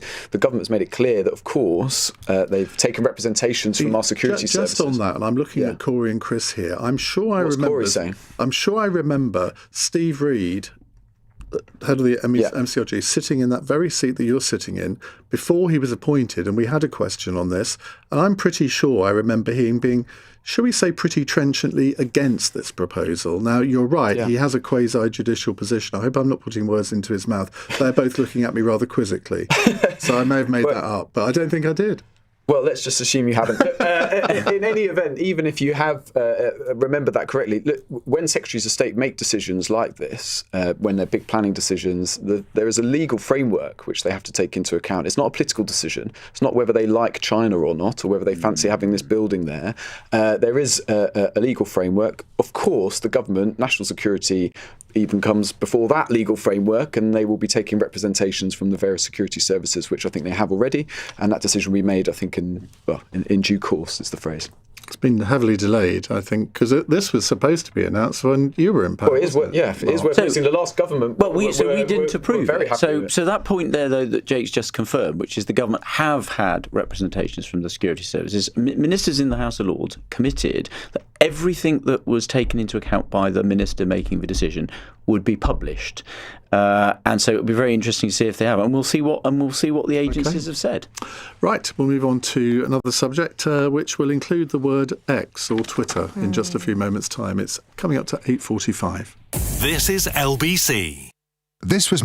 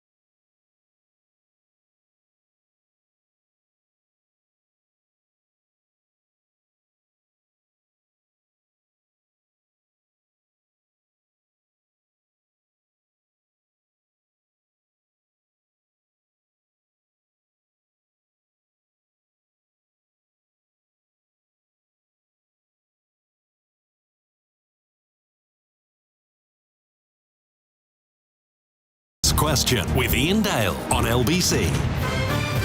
8:46. Corey and Chris think I've just made that bit up about Steve Reed, but I'm sure I remember him saying that. If it wasn't on Cross Question, it might have been in an the lawyer's interview. letters in the post. But anyway, if I have made it up, Steve, apologies. Right, Jake Richards is here, Mark Harper, Joe Grady and Poppy Coburn. Now, Joe, I've got to get up very early tomorrow, I understand, to go on a picket line. Yes. What possesses you to do that? Well, that is the job of a General Secretary, to stand with their members. So in UCU, we represent people who work in higher, further education, prisons and adult. And tomorrow, at 25 colleges across England, we have strike action. So we've already had a number of college employers settle. We've had pay awards of up to 10% for our FE lecturers, which for people listening might sound like a lot, but they are incredibly underpaid for the work they do. And the colleges where we have strike action tomorrow, Thursday and Friday, are colleges where the employers have refused to give anything. So our members, further education lecturers in England, don't even have a starting salary of 30k. They earn on average £7,000 to £9,000 less than school teachers for an incredibly difficult job. So they will be on picket lines tomorrow taking strike action. I'll be with them, especially in London. If you're there, come to Camden Working Men's College. And do all of these colleges, they set their own pay rates, or is there a role for the government here? So the government does have a role, kind of, but collective bargaining happens on a kind of a national level in England, but then it is essentially down to the college to decide whether or not they are going to offer the pay offer that has been recommended. Many colleges offer nothing, or they offer 1%, or they offer something, completely not in keeping with the cost of living or inflation. So our members don't want to be on picket lines. They'd much prefer to be in classrooms and offices with their students and their colleagues.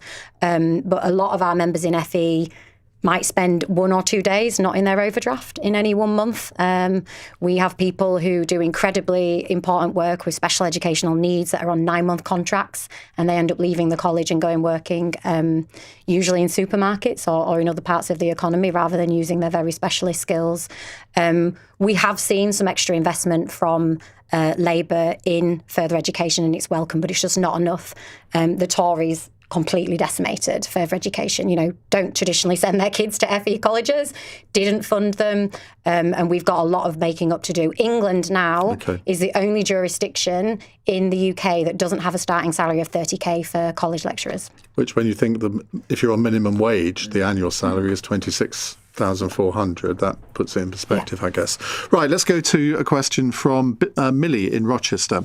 Given X, the artist formerly known as Twitter, is now being used to sexualise images of children, if this country doesn't ban it outright, isn't it at least time to get our kids off this and all other social media sites?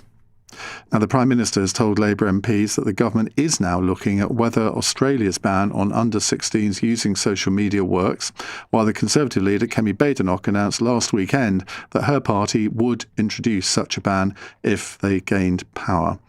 Mark Harper. So it's two separate parts to that question. So on the second part, what Kemi announced at the weekend, I think that's a good idea. She was very clear. It's about having an age limit so that you protect children, and we also take some steps to make sure that adults are able to have free speech on social media platforms. So it's not about banning things that adults can do, it's about protecting children. And the other issue is about images that are created without people's consent, with nudification apps and the sorts of things people do about pictures of other people. Those things are not allowed. They're already, some of them are already illegal and some of them are going to become so. And I think the regulator's job is to make sure that the law is enforced. I don't think you should rush straight to banning entire platforms, but I think Ofcom should work and make sure that X comply with the law. And by the way, it's not just, the public discussion has all been about Grok, which is this piece of X that their AI tool. But actually, I've seen that lots of the artificial intelligence programs can do exactly the same. So it shouldn't just be as can Photoshop. Company-specific things. It should be about, are the companies obeying the law and taking steps to prevent what people do. It's also worth just reminding people that if you are a user and you use these tools to do things that are unlawful, you are breaking the law as well, and people shouldn't do it. And actually, they are going to be held responsible for things they do.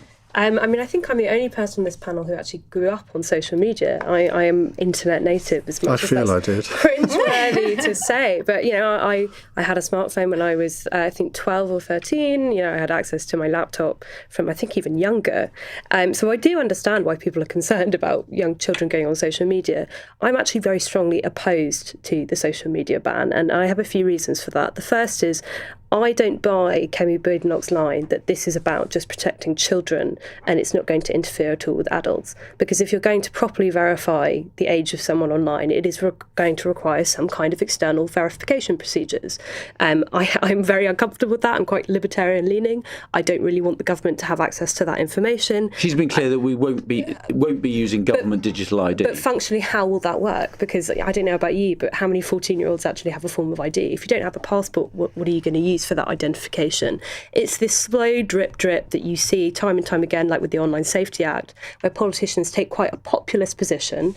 Not many people like tech companies.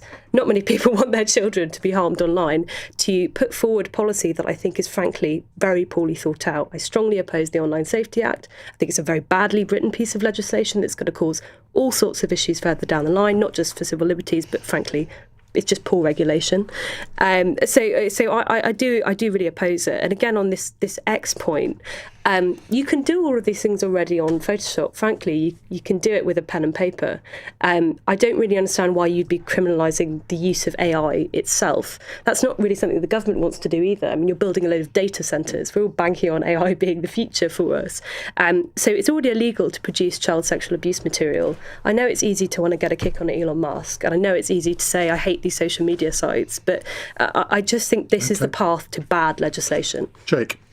Well, I'm perhaps not as libertarian as Poppy, but I think she makes some very careful noises of reservation about just rushing into banning things. Is very easy and simplistic. However, saying that, I do think there is real issues with children and social media, not just incredibly harmful material, but just the effect social media has on a childhood nowadays. And I have parents, I'm a parent myself, my child's too young probably to be on social media, but my constituents, when I speak to them about this issue, they feel completely disempowered because these apps are incredibly addictive and kids are spending hours and hours on their phones rather than doing things that kids should be doing, which is playing with their friends outside, spending time with their parents, hopefully doing some homework. There is an issue about childhood which is quite profound, but it's very complex. And I think it's right that the Prime Minister has intimated, and Bridget Phillipson has already intimated, and she's been to Australia to talk to politicians about how a ban might work. The Australian model is very early on. It's been legislated for 1 month. I think there are concerns about how it's implemented and what that would mean for adults and freedom of speech. And look, so this is complex. It's not easy. Is there an issue? Absolutely. I don't just think it's online harm, but I think it's about children in general and children's welfare. Should we do something about it? Yes, but I think we need to be very careful and get the right answer rather than just rushing. True. So I was doing some research. Laura Bates, who's quite a specialist in this area, on average, when you set up a new TikTok account, if you do it in the kind of the profile of a teenage boy, it takes just 30 minutes before the first piece of extreme misogynistic content will be promoted to that account. So I do think we have to accept that we are witnessing a real kind of algorithmically facilitated kind of radicalization and promotion of content to young people. And, that is influencing the offline world. It is influenced. We know from girls in schools, the misogyny that is in schools, but we don't just see that impacting children.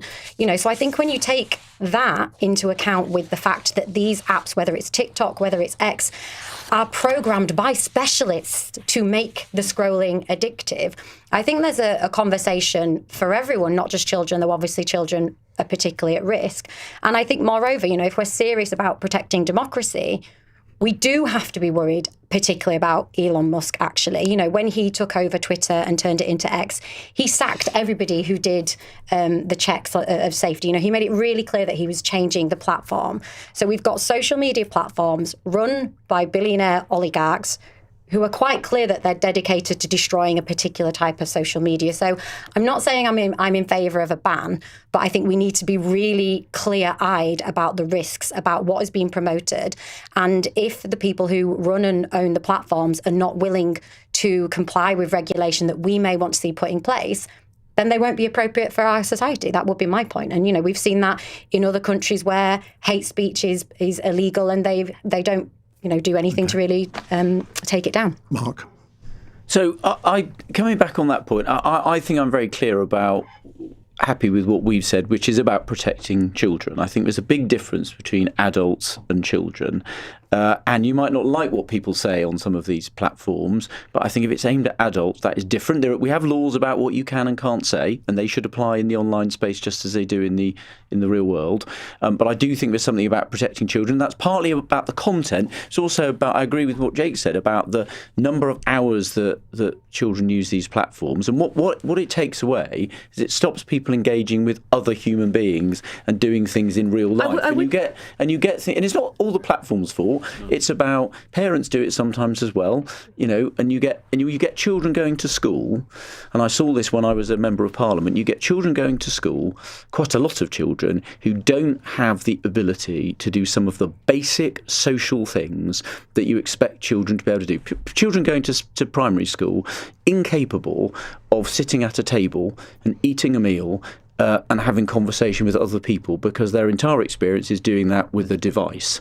And that's not in certain sorts of areas. That's generally, and that's a real problem. And if you talk to teachers, you'll see that there are children coming to school who don't have the social skills that you expect them to, and that'll be a lifelong barrier to them doing well. So I think for children, and there's a lot of evidence that parents want this help, and the reason why it's right for the state to do it, as a final point, is that the reason why children want all these devices is because all the friends are on them, and there's a network facility here. An individual parent saying, no, you can't have it, is difficult to enforce when all of their friends have it, and that's the way all of the children do it. So I think the logic for having an age limit is to strengthen the ability of parents to do what most parents want to be able to do, which is to limit their children's use of social media applications. OK, our fun question comes from Kaz in Luton.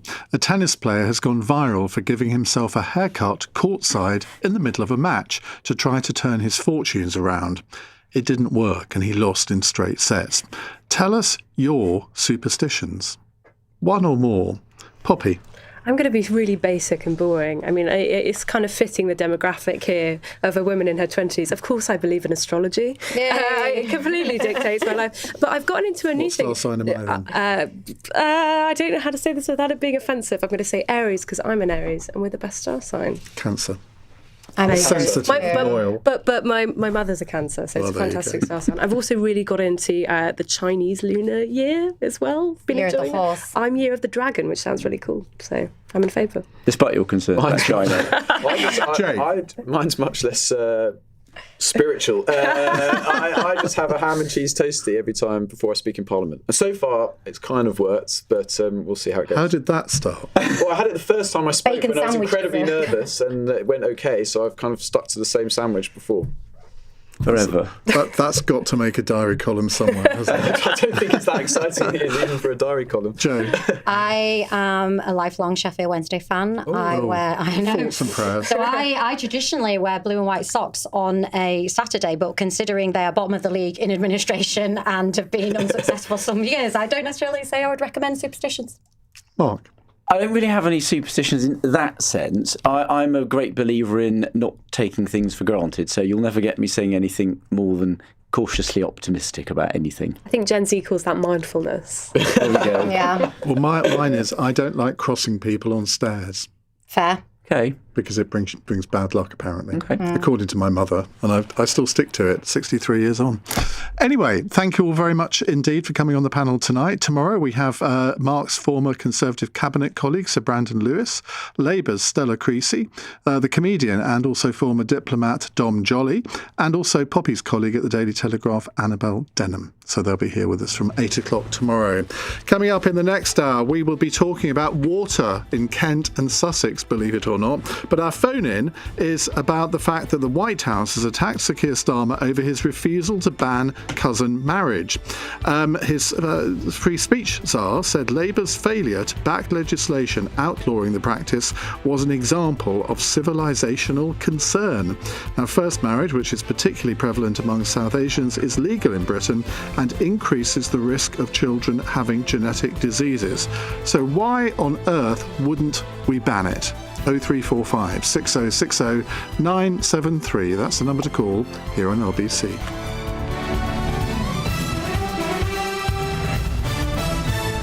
On your radio, on the LBC app, and Play LBC. leading Britain's conversation. This is LBC. From Global's newsroom at 9 o'clock, Donald Trump's told Iranians to take over institutions and to keep protesting. I've cancelled all meetings with the Iranian officials until the senseless killing of protesters stops. And all I say to them is help is on its way. You saw that I put tariffs on anybody doing business with Iran. I say make Iran great again. One official says 2,000 people, including security forces, are feared to have been killed. But a local media report puts the death toll at 12,000. Conservative Lord Harper is urging cautious intervention by the West. No one is talking about invasions and things like that, but whether there's sensible use of military forces, as Donald Trump has done previously, that may well be sensible if they're going to be behaving this way against their own people. It's claimed the Prime Minister's watering down plans for mandatory digital ID cards, announced in September like this. You will not be able to work in the United Kingdom if you do not have digital ID. It's as simple as that. Reports now suggest that other forms of ID, like a visa or passport, will be valid for proving someone's right to work. But our Home Office ministers told LBC there will be mandatory digital checks before the next election. There are growing calls for the head of South East Water to resign, as thousands of customers are still experiencing outages. Properties in Kent and Sussex are in the fourth day of disruption. A man's been given a 13-and-a-half-year jail sentence for running over a mother of three while being followed by the police. Suzanne Cherry was playing golf with her husband near Sutton Coldfield when she was hit by a van last April. The 52-year-old admitted causing the death by dangerous driving. The SNP's unveiled its budget plans at Holyrood ahead of May's Parliament elections. It includes a more than 7% increase on 2 of 6 Scottish income tax bands. Manchester United have appointed Michael Carrick as boss until the end of the season. The ex-club captain will return to Old Trafford to replace the sacked Ruben Amorim. And Team GB has been set a target of between 4 and 8 medals at the Winter Olympics. The Games in Italy start next month. In the city, the FTSE 100 closed down 3 points at 10,137. The pound buys $1.34 and €1.15. LBC weather. Patchy rain lingering over the southeast tonight, but clear elsewhere, lows of -2.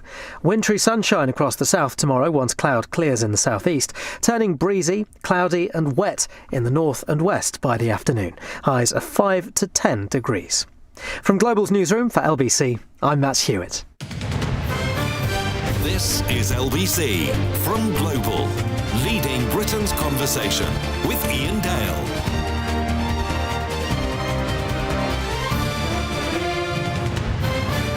Hello, a very good evening. It's 4 minutes past 9 on LBC. Now, a little bit later in the hour, we're going to return to the vexed subject of water in Kent and Sussex, because it's not just Tunbridge Wells now that hasn't got any water, though it is Tunbridge Wells yet again.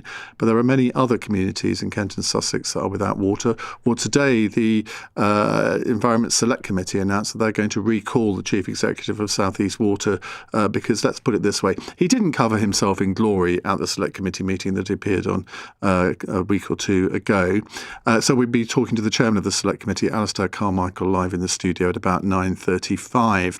But I want to talk about cousin marriage, because I don't think in 15 years on LBC I've ever covered this subject. But it's got in the news today because the White House has attacked Keir Starmer over his government's refusal to ban cousin marriage. Sarah Rogers, Donald Trump's free speech czar, said Labour's failure to back legislation outlawing the practice was an example of civilisational concern. Not quite sure what first cousin marriage has got to do with free speech, but there we go. Now, first cousin marriage, which is particularly prevalent among South Asians, is legal in Britain, but increases the risk of children having genetic disease. And I think we all know that, don't we? I mean, if you have interbreeding within families over generations, then you just know that there could well be problems with the children of any sort of relationship. That's why incest is outlawed in this country. But first cousin marriage is not. I'd love it. Well, we may well hear some arguments for it in the course of this hour, but it's not something I've ever studied particularly. But I do wonder why that people get so strongly het up about this. And surely it doesn't matter what community you're from, whether it's South Asian community or not, that the biological elements of this do not change. If you have interbreeding, then clearly, and I'll read out some of these statistics later on, but I've got the evidence here that shows what the effects can be. Well, Richard Holden is joining me in the studio, Conservative MP and Shadow Cabinet Minister. He's been campaigning for first cousin marriage to be banned in England. Richard, why do you feel so strongly about this? This is something I heard about a couple of years ago. And I introduced a private members bill when I was not in the shadow cabinet about it. Basically, just to say, look, this is something that it's pretty clear to me that for three reasons, really. First of all, you've already mentioned the health concerns, and there are multiple studies which show that there are really serious health concerns, particularly when first cousin marriage it isn't like a one-off in multiple generations, but when it happens generation after generation after generation. I think the second thing is it's pretty clear that this is a real issue around freedom, right?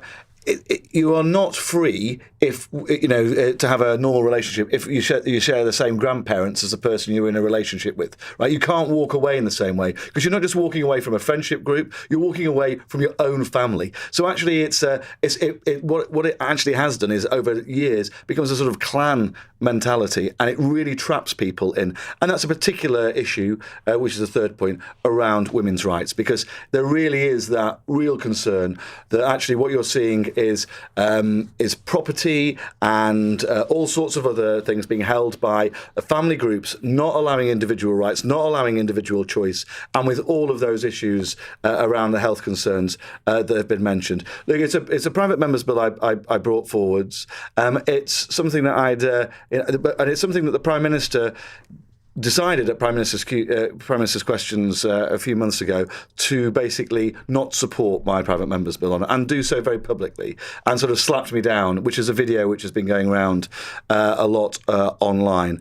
I think that was a mistake from the Prime Minister. I think it's a mistake from the government not to look at this. This is a practice particularly in certain British Pakistani communities, certain parts of British Pakistani community, from certain parts of historic from certain parts of Pakistan, and also there are also to a lesser degree issues within the traveller community as well, where this has become an issue, and I really do fear when you're seeing in the general population roughly around 1 in 400 marriages is between first cousins. Within parts of the British Pakistani community, this was as high as over 50%. Over 50% in parts of Bradford and other parts of the country, which means that this isn't a small issue. This is an issue that's been going on a long time and isn't properly being tackled. I'd go further than that and to say I actually think that the state is to a degree being a bit complicit with elements of this, and has gone far too far down the cultural relativism line. I have seen NHS documents which say, let's examine the benefits of first cousin marriage I don't think the state should be doing that.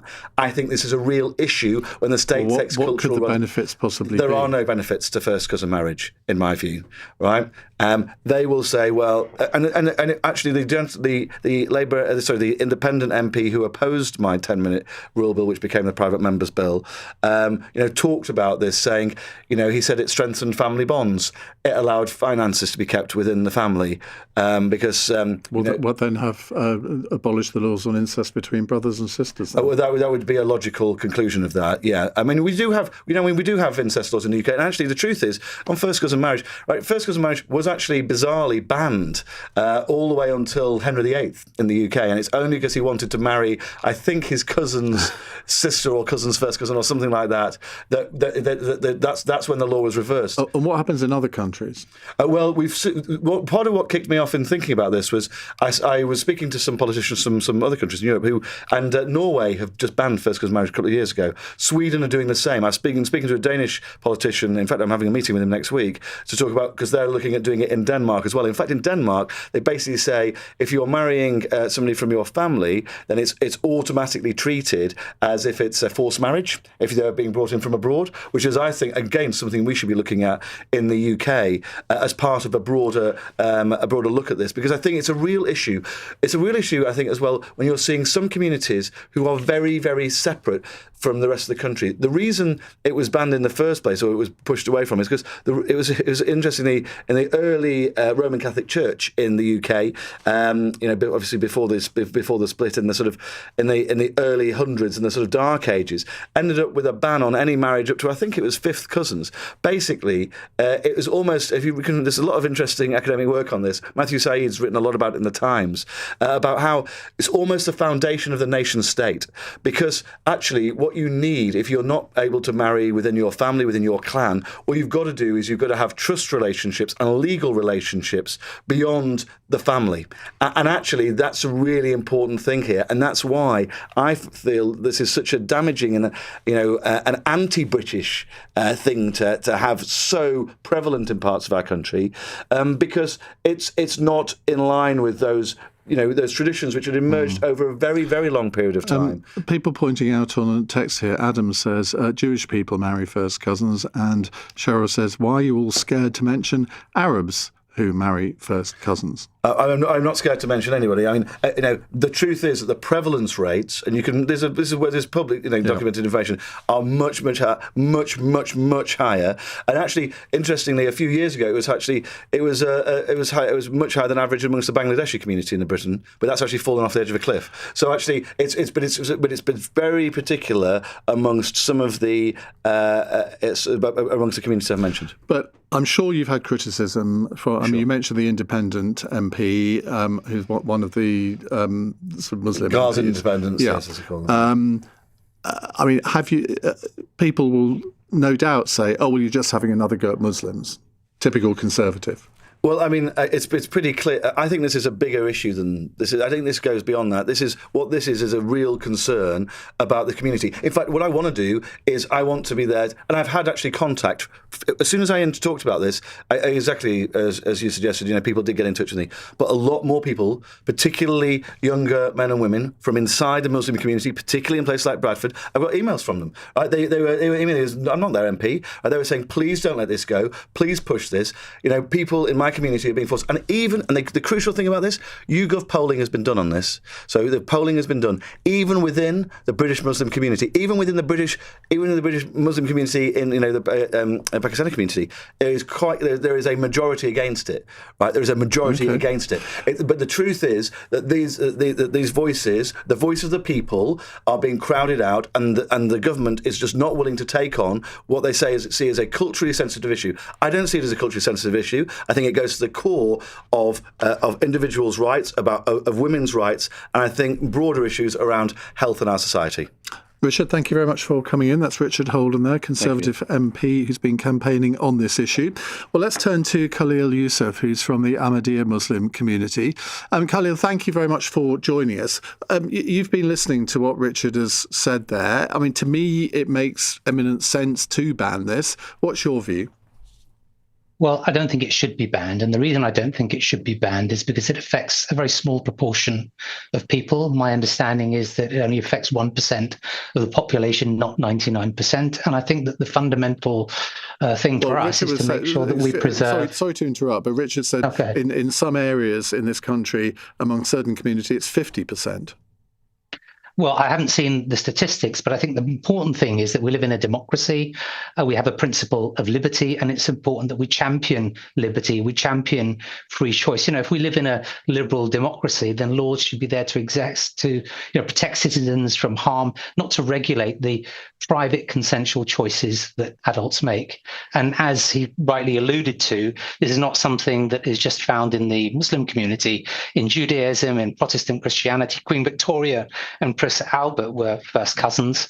So, I don't think it's something that's isolated to one community. What I do think is that parliamentary time should be spent on dealing with other things that really impact our civilization. We have huge amounts of homelessness. We have widespread use of food banks. People are unable to pay their bills. Small businesses are struggling. Instead of spending valuable parliamentary time on focusing on this one narrow issue, which affects a very small minority of people, we really should be focusing on the things that affect the population as a whole. Some of the points that I've made: NHS, care workers, public servants. But this, of course, because of the health effects or possible health effects from first cousin marriage, it puts, I'm not going to say a burden on the NHS, but it certainly means that, and I've got the statistics here, that people who are born through first marriages are more likely to need the NHS services because of the health defects. So I looked at some of those statistics because your colleague sent me a Telegraph article, and it mentioned cystic fibrosis, and it also mentioned sickle cell. So I did some research before I came on to the program, and I discovered that cystic fibrosis is prevalent amongst 94% of white people, not ethnic minority communities that Richard Holden had mentioned. And I got that from the UK CF Registry 2022 annual report. I also looked at the prevalence of sickle cell, and that was highest in London, 1 in 970. I took that data from government reports in 2020, and actually a significantly lower number of cases in Midlands and the East. So he might mention that 50%. I haven't verified that. I haven't seen the source of that. But it doesn't correlate with the... in people who are born through first marriages are about double that of children whose parents are unrelated, 6% versus 3%. I mean, you have to. I mean, that's from the Born in Bradford study. So, I mean, I would say that's quite a serious discrepancy. I mean, you mentioned in your opening narrative about studying, and I thought that was a really important word. That's one research report that you've mentioned. I'm sure that is a viable research report, a good research report, but I'm sure there are others too. And I think it's important that we spend time looking at the facts, looking at the evidence, looking at how it really does affect the NHS, looking at what else affects the NHS. I mean, look, if we're talking about banning things that affect children that are born, what about alcohol? What about drugs? What about those other... I'm sorry, but that's just whataboutery. What we're talking about here, and you would presumably agree with me that children should not be born through brothers and sisters. Incest is against the law in this country. Right. I mean, this is not quite so serious, but we know that it's to a degree it is a serious issue. So why wouldn't any responsible government try to address this? Because I think we've already got legislation that deals with these risks. Well, You've got the forced marriage. That's the point. You've got the Forced Marriage Civil Protection Act. You've got Antisocial Behaviour Crime and Policing Act. You've got the Serious Crime Act, which deals with offences of controlling and coercive behaviour. There's lots of legislation that prevents any type of marriage or relationship, whether forced or otherwise. And so I don't think that we need to then have another piece of legislation which already deals with matters that are already addressed in legislation. Richard Holden is still here. Would you like to ask? Yeah, I just pointed back, I'm going to push back on a couple of points. The Born in Bradford study actually is, if anything, it's on the incredibly liberal side of the studies. The 3 versus 6%. There are many studies which fear that, including one recently from Egypt, which says it could be 4 or 5 times as high, actually, when you're talking about these genetic issues. I've got no issue with the people criticising Queen Victoria and Prince Albert. They got married almost 200 years ago. I don't want to live in a society which has the sort of same mores as we had 200 years ago. We also put gay people in prison 200 years ago, right? I think it's ridiculous. I think it's a bizarre argument to go down on. And as it comes to the idea of protecting liberties, which is what Khalid was talking about there. I think Khalil was talking about there. I thought was absolutely absurd. The idea that there shouldn't be barriers in this. I mean, does he not? What about consent? He talks about consenting adults. I mean, where would he draw the line? Look, democracy works best when we solve problems, in a proportionate, exactly what I'm trying to evidence-based approach, not when you're making symbolic prohibitions that restrict liberty. I've looked into this over a year. Hang on, let me finish, Mr. Holden. I would ask Mr. Holden to spend time on having private members' bills that address homelessness, that address the widespread use of food banks, the fact that people are unable to pay their bills, the fact that we have an economy that is broken because of the last government. So, I think really his time should be spent on focusing on the issues that affect real people. Just because a government does one thing, that doesn't mean to say it can't do another. No, but parliamentary time is valuable. That's a very lazy argument, if I may say so. No. Parliamentary time is valuable.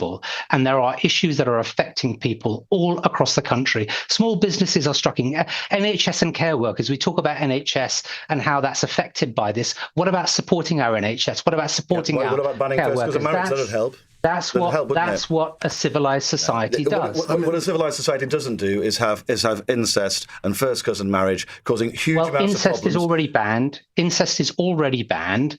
Forced Marriage Act, Civil Protection Act 2007 addresses forced marriage. You've got the Serious Crime Act 2015, which prevents controlling and coercive behaviour. What is it that you feel is happening that is not already addressed in law? If you don't understand what I've said, then there are serious... The truth is that there isn't anything that is not already addressed in law. That's just not true. The truth is also, hang on, Mr. Holden, the truth is also that it's, if you've got people like President Trump and others that are talking about influencing our democracy, I would ask them to look in their own countries. Florida, Arizona, Georgia, totally New York, California, all allow marriages between first cousins. Okay. Let's not have. I'm not doing this. I think Khalil is misunderstanding where I'm coming from on this. I talked about this well over a year ago, before any involvement from any international groups at all. This was on the basis of reports I'd read from Norway and Sweden, where they were already looking at this. I mean, perhaps Khalil thinks the Norwegian and Swedish governments are illiberal totalitarian dictatorships for trying to ban first cousins from being married. But I think that there are if you don't, then why should we have it here then? There are many issues that are affecting minority communities in this country. Muslim women being called letterboxes by Boris Johnson, all the way up until now, in which there are violence against Jews, against Muslims and other communities. Why are you not spending time addressing those issues? Well, the very real issues that are affecting minority communities. I'll tell him what I did under the last when I was elected. What are you doing now? Well, if you let me speak, then I'll tell you. I banned so-called hymenoplasty virginity testing in the last Parliament by getting an amendment through on the Health and Care Act. Now, Khalil will say that's an issue. Let me speak, Khalil. That's an issue that only affects... Khalil, would you please respect the rules of debate? That's an issue, Khalil would say, which only affects a tiny number of people in this country. And he'd be absolutely right. But it's an abhorrent thing that should never have happened in this country. And so are the issues around first cousin marriage, where you're seeing women forced into these relationships, where you're seeing communities cut off from the rest of our society, and when you're seeing clan structures basically brought into this country. I think it's outrageous. I think we need to put a stop to it. And I think that Khalil, who seems to not have an issue with it being banned in Norway and Sweden, seems to have an issue with it being banned here. I can't understand what his arguments are at all. It's precisely because under your government, the Anti-Social Behaviour Crime and Policing Act made forced marriage a criminal offence. We're not talking about forced marriage here. We're talking about sort of people who voluntarily get married as first cousins. It's nothing to do with forced marriage. Well, it can be in some circumstances, but people are entitled, Ian, to choose. Given that the Ahmadiyya movement is seen as one of the more liberal movements within the wider Islamic faith, I mean, I have to say I'm quite surprised by the vehemence of your argument here, which I might have expected from some other parts of the Muslim faith. You will forgive me, Ian, but I think it's really important that we don't focus just on this narrow issue and the focus against Well, you've made that Muslims point repeatedly, and I'm getting rather bored with hearing it. Thank you very much. Khalil, thank you. That's Khalil Yusuf from the Ahmadiyya Muslim community. Richard Holden, thank you very much indeed. Very spirited debate. We'll come to your calls in a moment. It's 9:24. This is LBC. During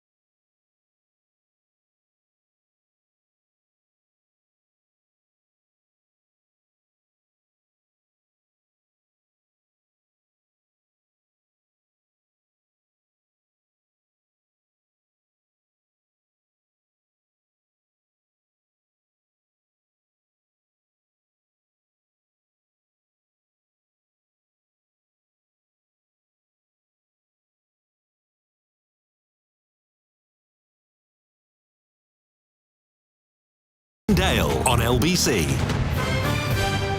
9:26 on LBC. Right, that was quite a spirited debate, wasn't it? Let's go to Brian, who's in Rayleigh. Hello, Brian. Hello. I worked in Pakistan for a while, and it was one of the first things that struck me. I thought, gosh, all these children seem to have something wrong with them. It's so obvious, and it was where I worked anyway. It seemed to be quite widespread, from my judgment. And talking to Pakistani colleagues, you sort of realise, I start talking, you get to know people, and they were talking about it, they most of the ones who were sort of like educated, shall we say, didn't seem to indulge in this.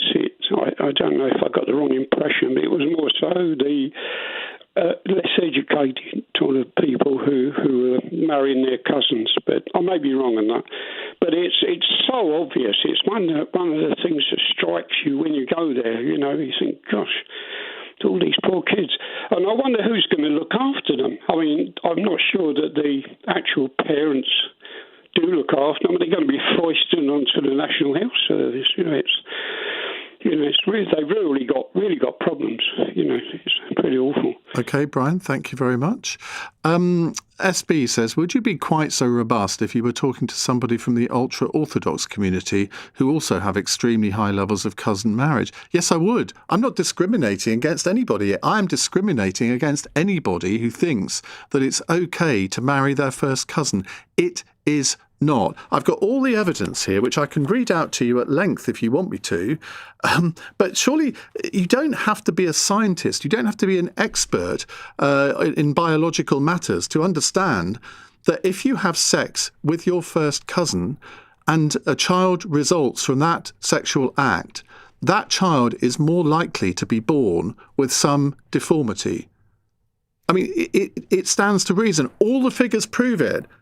And yet people still think that it's somehow right. Now, I don't think that this only happens in the Muslim community, but I mean, it does seem to be quite prevalent among certain parts of it. Certainly Orthodox Jews. It's not unheard of. I mean, as we heard from Richard Holden there, 1 in 400 marriages in England is between first cousins. Now, some of those will be from people of non-European descent. It obviously happens all over the place, but it should not. I don't think it's controversial to say that. And if you think that is controversial, and in any way, sort of me or Richard Holden or anyone being anti-Muslim, you could not be more wrong. Surely it's perfectly okay to point something out that we think in a Western country should be banned. And I'm certainly not going to resile from that. Phil says, I'm astonished this conversation on first cousin marriage coupling is even occurring. Your guest, Khalil, is attempting a disgraceful attempt of misdirection. The evidence is clear on its effect on children born by incest, which is what first cousin marriage is. Khalil is defending the indefensible. Outrageous. Well, I completely agree with you, Phil. I think that probably came through in the interview. There was no defence of it, really. It was just all whataboutery. It was all saying, oh, yes, well, there's already legislation on forced marriage. I wasn't asking him about forced marriage. Most first cousin marriages are not forced marriages. I mean, some of them will be, but not all of them. And I think it is high time that this government, and it should have been done under previous governments, let's say that this government should take this issue really seriously. But of course, they won't, because they know that in a large part of their voter base, it will prove to be unpopular. Having said that, there are plenty of Muslims, as Richard Holden explained, who've been in touch with him, who think it is just as outrageous as I do. 0345 6060 973.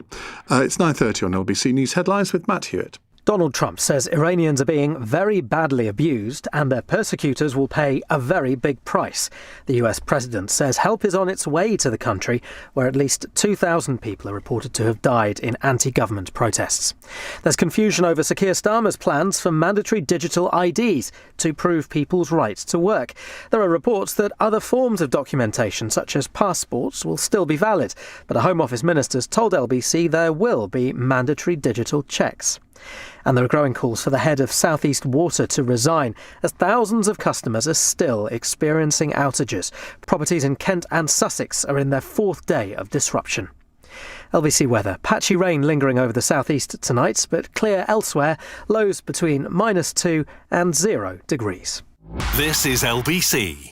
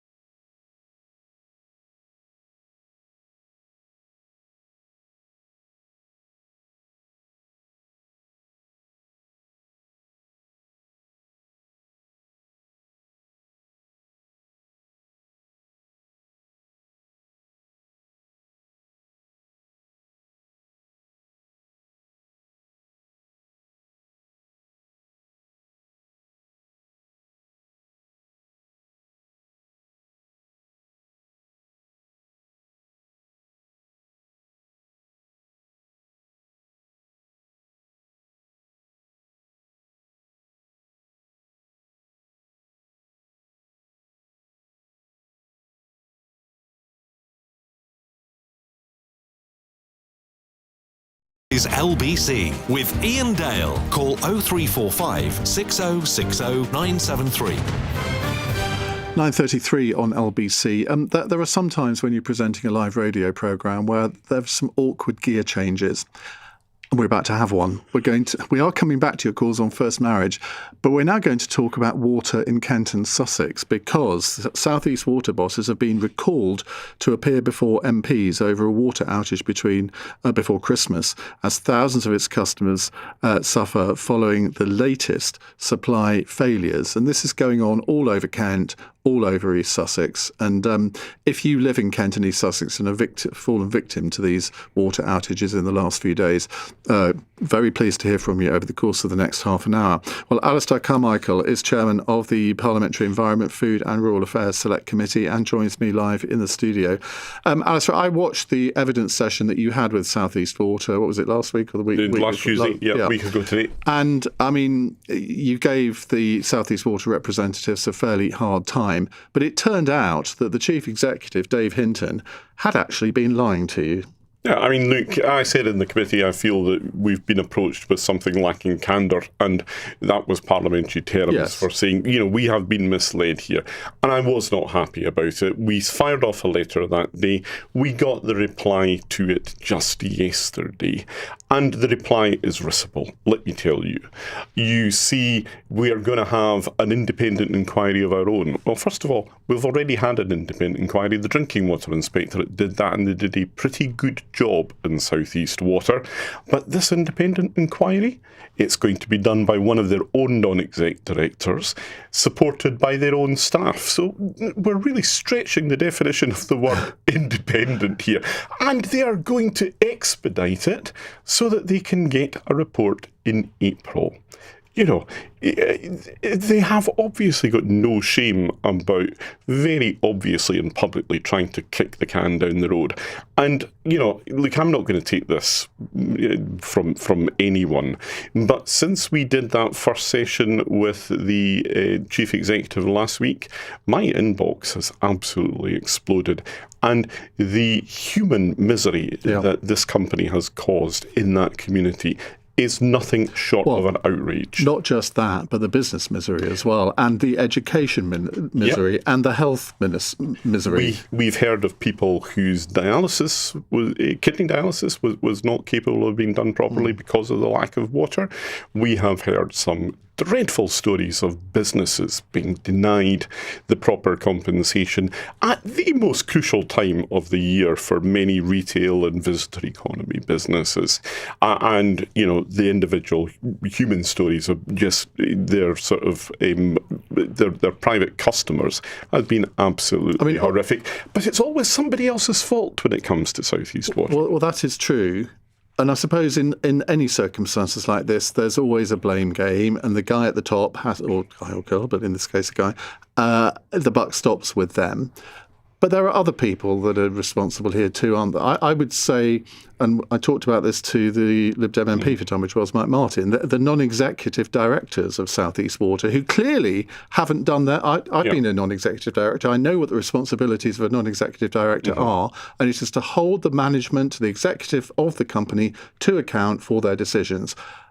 They've clearly failed in that, haven't they? The letter I got, for that very reason, we wrote to not the chief executive saying, you've told us that, the other. We wrote to the chairman, the non-exec chairman, to get the answers. The answer we got back said, we met twice during this outage.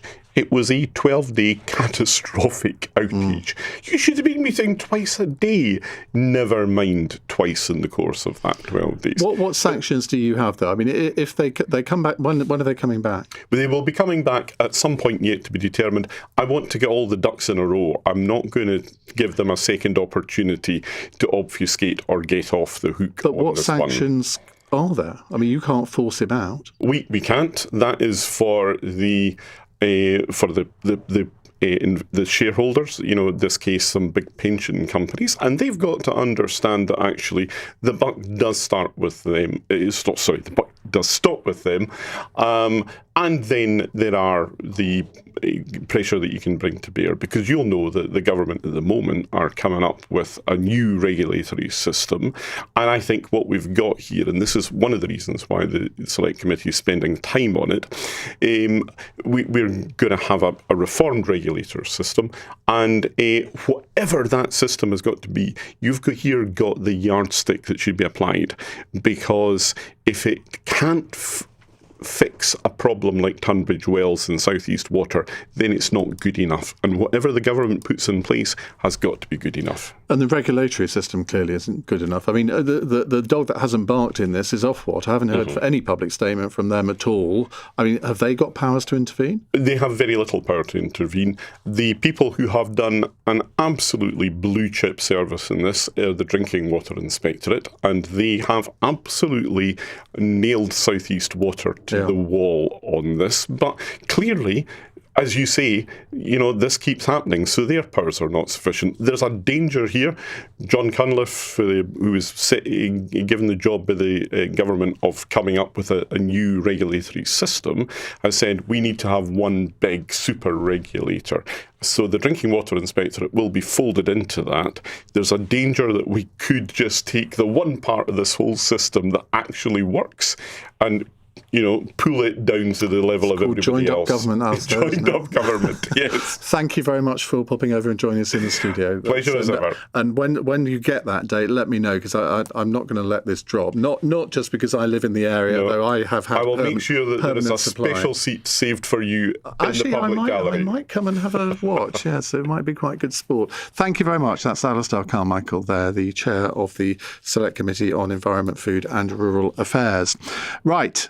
Awkward gear change again. Let's go back to talking about first marriage. Let's go to Sam, who's in Great Dunmow. Hello, Sam.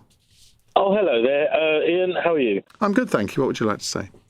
I'd like to say I agree with you in principle on cousin marriage and first marriage and things like first cousin marriage.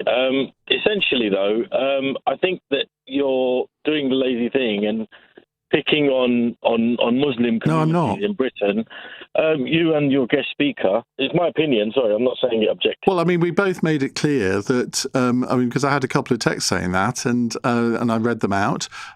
This occurs in the Orthodox Jewish community. I mean, it frankly occurs over all of society, but more than anywhere else. With the traveller community in Britain over centuries, why hasn't it occurred with the Jewish community? Why is it that halal is a problem, cousin marriage is a problem? It's having a pop at Muslim communities, isn't it? No, it's not. Essentially, kosher meat will never, for example, stun, but halal meat often does. But there's a problem with halal meat, not kosher. No. Well, again, if you've listened to me over the years, I've been very outspoken on the fact that I want to ban both kosher and halal. Yeah, but the point I'm trying to make is your speaker there is coming onto it from a Pakistani community, speaking about Muslim communities. For example, why didn't anybody have a problem when Albert Einstein came over? He married his first cousin, Well, you're talking about something that was 120 years ago. What, 1919? It was just... All right, 100 years ago then, whatever. But it's gone on over decades. That doesn't make it right. Doesn't make it right. He was shouted. It doesn't. I agree with you. I totally disagree with. So why are we arguing? The existence of cousin marriage also does not make it right to pick on Muslim community. But we're not. Everything. I would want it banned for everybody. It's a demonisation. No, it's not. It's almost like we're living in the times of. I've said over and over again in this conversation. No, but why is it that everybody jumps on the bandwagon with the Muslims? Oh. Why wasn't this picked? No, there's no point lying. I could do the same. The point is very clear that this has never been picked up on. What has it suddenly become immoral because a white guy said, "Oh, the Muslims are marrying their cousins. We need to stop them." Where were these voices when everybody else was doing it? And it still goes on in the traveller community. Nobody dares say anything to them. Well, Richard Holden did mention the traveller community. I didn't. He did. Well, I think you should make a much bigger show of it then, because it doesn't come through. What comes through is the narrative that's been built up, over because decades. There are certain parts. Sam, there are certain parts of the British Pakistani community where cousin marriage is 50% of all marriages. Now, if you don't think that's a problem, I do. Bad thing. It should be addressed. I agree with you. Fine. However, so why are you arguing? There is also a much higher proportion of the traveller community that does that. A much higher proportion of the Ashkenazi community that does that. A much higher proportion of the Bukhari Jewish community that does that. And I've mentioned that as well. British community. I mean, we're arguing about nothing. Really. We're not. We're arguing about the semantics of how much emphasis... Well, you're misunderstanding the semantics then. No, I think it's clear for everybody to see, and it's quite shameful, really. But anyway, look, you're entitled to your opinion, which I happen to agree with. It's just how you guys are going about it and the reasoning behind it. Oh, my goodness. I don't know what else I can say. I do not know what I can say. I've mentioned Orthodox Jews. I've mentioned travellers. I've mentioned that it happens in white communities as well, but it happens to be predominantly in the British Pakistani community. That is a fact which you can't escape from. But it's also predominantly in the traveller community and certain Jewish communities. And Richard Holden mentioned that. How many more times do I have to tell you before you actually open your ears and listen? Tell you that you're hammering on about exactly the same community much, much more than any other. How many times do I need to tell you that? Well, probably quite a lot. Yeah, because you will refuse to listen. You'll bury your head in the sand because you guys have got a problem with certain communities. I have a problem with first cousin marriage, end of story, whatever community it's in. And if you can't get that, I'm sorry for you. Yeah, I'm sorry for you. Bye. Good night. Bye. Stephen says, not defending cousin marriage, but what next? If birth defects are the concern, should people with genetic disorders or merely carry the gene be banned from marrying? That would be a very extreme thing to do, and that you're talking about essentially eugenics there. And that is not something I think anybody would countenance. Well, let's continue this debate in a moment. 0345 6060 973. I can't imagine, really, nobody so far has offered any defence of cousin marriage beyond saying, oh, you're having a go at Muslims, which I am most certainly not doing. Is there any defence of it? 0345 6060 973. It's 9:45. Coming up at 10 on LBC, Henry Riley. More than 2,000 people have now been killed protesting in Iran as Donald Trump promises help is on the way, plus the latest as the government U-turns again, this time on ID cards. Henry Riley at 10. Listen on our free Global Player app or the new LBC app. Something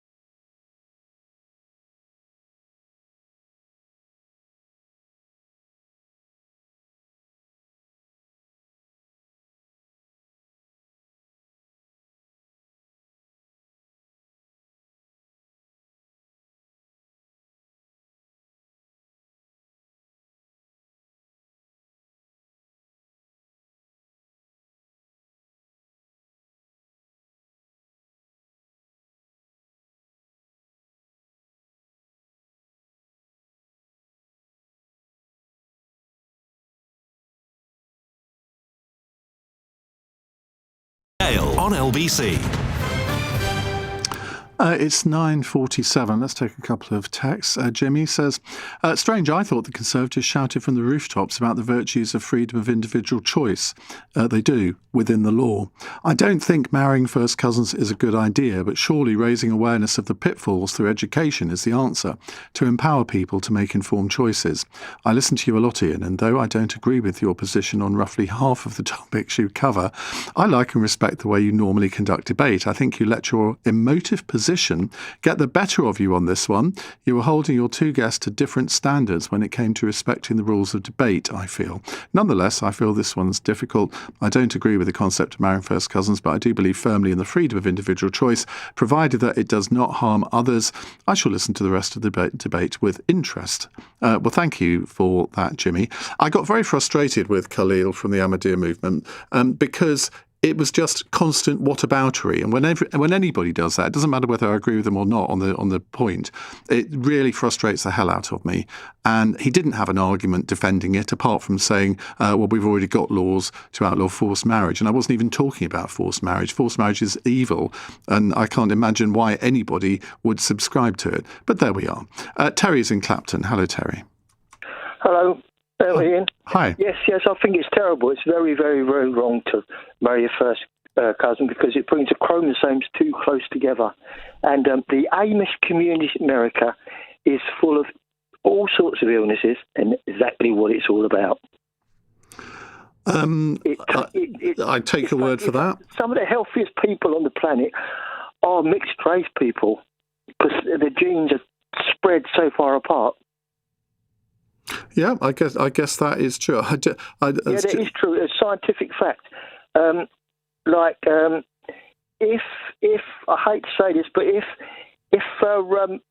it goes along 3 lines along, a cousin's cousin 3 times along, right, it brings a chromosome, and this is a scientific fact, I heard a scientist saying on radio, it brings the chromosomes far too close together. It's like a father making a daughter pregnant, which is terrible for health reasons. So I'm 100% against first cousins marrying, health reasons.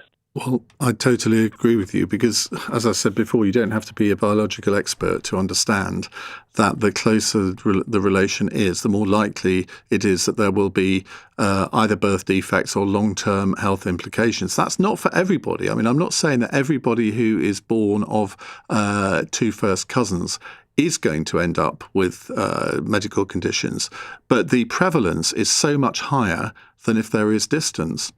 Kathy says, hi Ian, an English couple who were friends of my parents were cousins and got married.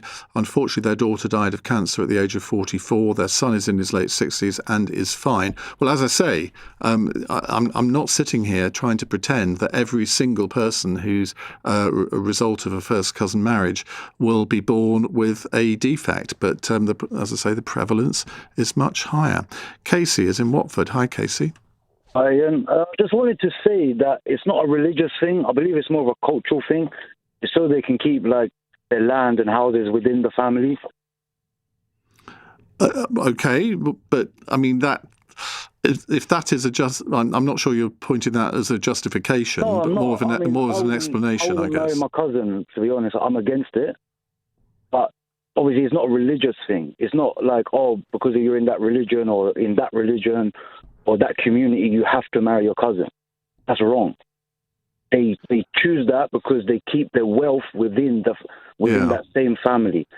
And I think there was also quite a lot of it going on in this country in previous times, because if you think about it, if you were living in a village of a couple of hundred people, your wider family would be probably part of that community. And I think in the 17th, 18th, 19th centuries, that was a more common thing in this country anyway. But as the 20th century has developed, I think it has become a lot less common. Yeah, I mean, I agree with the last caller as well about medical reasons. Obviously, the blood can't be close. Yeah. And in the end, that has to be the winning argument, doesn't it? 100%. But obviously, this country is, I don't know, to be honest, but each to their own, isn't it? I mean, if they want to do it, that's up to them. Well, it's each to their own up to a point. I mean, we do live... oh, my God, I've just seen a text that's come in, which I don't know whether I can read that out. It's something that is happening, and therefore, I think if you are a parliamentarian and you think it is a problem for society in general, regardless of people's cultural background or religion, then you should do something about it. Thank you very much. Raman says, let's be clear, first cousin marriage is not common amongst South Asian communities. Well, it is. It is common amongst those, excuse me, it is common amongst those from a Muslim background. I'm a Punjabi Sikh. When it comes to marriage, lineage is looked far back. You can't marry someone who has the same paternal or maternal surname, anyone from the same ancestral villages, or even marry into close families. I would be able to marry my brother's wife's brother. I think I get that. Please don't categorise this phone-in as all South Asian communities. It just isn't the case. It's all communities. It's a clear subsection. Mark's in Chelsea. Hi, Mark. Oh, hello there. Hi. Well, it seems to me that if Starmer had done nothing, he would have been accused of being weak and woke and timid and scared of offending the ethnicities that have been referred to by your panel, the travelling community and Pakistanis. The policeman of the world, Mr. Trump, seems to have a problem and not like anybody who is not far right. He likes a man who says that people are eating swans and that paracetamol gives you thalidomide and that cigarette smokers are the heroes of Britain. I hope children aren't listening. But a lot of people in the media, a lot of people want this sort of ideology, utter nonsense, I think you'll agree, and they want that sort of person, Farage, to be the next Prime Minister with his finger on the nuclear button. I'm exaggerating. But he doesn't, because Trump has his finger on our nuclear weapon that we pay for. But so the reality is, it seems a bit odd. Whatever Starmer seems to do seems to be, wrong. In this case, offending civilization, which doesn't seem to make sense. And I've known members of, the Qatari ruling family who are just about all cousin with cousin marriages, and the science seems to be correct, frankly. So what's your point? My point is that, do you want me to repeat it all over again? No. I mean, do you agree with that first cousin marriage should be abolished or not? I'll repeat myself. Yes, I know from many members of ruling families who insist on cousins marrying cousins. The science seems to be correct. And if Starmer did nothing, he would be accused of being weak and woke and singing Kumbaya. Well, he has done nothing. That's the point. Oh, I thought he was clamping down on it. No, you've completely missed the point here. Oh, I didn't get it. Trump wants clamping down on it. Trump wants him to clamp down on it, and he has. Richard Holden, who was the guest earlier on, the Conservative MP, he put a private member's bill before Parliament, and Keir Starmer had a right old go at him in the House of Commons about it. There's a video doing the rounds on social media. No, you can call me what you like off there. Then. I've lost the plot, mate. Sorry. No problem, Mark. It happens to us all from time to time. Phil is in Swansea. Hello, Phil. Oh, good evening to you.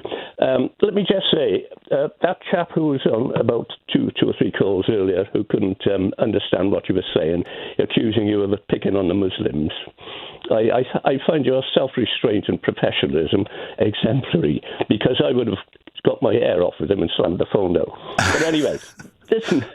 I do that occasionally. I didn't think that warranted it.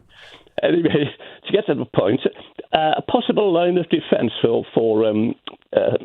first cousin marriages. See, I'm old-fashioned, right? And I think it's possible for two young people to fall in love with each other. That shows how old-fashioned I am. And if two people are deeply in love with each other and want to get married, to say that you cannot marry I appreciate that inbreeding does lead possibly to defects, birth defects and so on. So from the point of view of health, yes, it's not advisable for the health of the offspring. But, it's a bit cruel to say that you cannot marry. I wouldn't rule it outright, do you know what I mean? Just to ban first cousin marriages outright. I can't agree with that, because to say to two young people who are deeply in love with each other that you cannot marry, it could break their hearts. All right. What about? I'm old-fashioned. Well, maybe, but what about brother-sister relationships? Because they have occurred over the years. There's plenty of examples of a man who's been adopted, not knowing that his sister is his sister, starting a relationship. Then they find out that they are siblings. And obviously, the relationship has to stop. I mean, under your logic, that would be allowed to continue. Not necessarily. Well, yeah, I see. I get your point. Yeah, I get your point. But you've got to draw the line somewhere, I guess. In the olden days in ancient Egypt, they used to marry their sisters, didn't they? And brothers used to intermarry. And I mean, many people are pointing out, of course, that members of the royal family have married their cousins, and that there have been some results of that. I mean, if you think back to, what was it, Prince John, who was, I think, the son of King George the 5th, if I'm right. I mean, I don't know whether that was as a result of that or not, but I think it happens more than we would like to think it does. And I totally agree with Richard Holden that something needs to be done about it. Well, thank you for all of your calls and messages this evening. I'm back tomorrow from 7. If you missed any of this evening's show, you can listen back on our free Global Player app or the new LBC app, and you can download both from your app store now. Coming up at 1 on LBC, it's Richard Spur. But right now, in for Ben Kentish, here's Henry Riley. Thank you very much, Ian. Good evening at 10 o'clock. And all I say to them is help is on its way.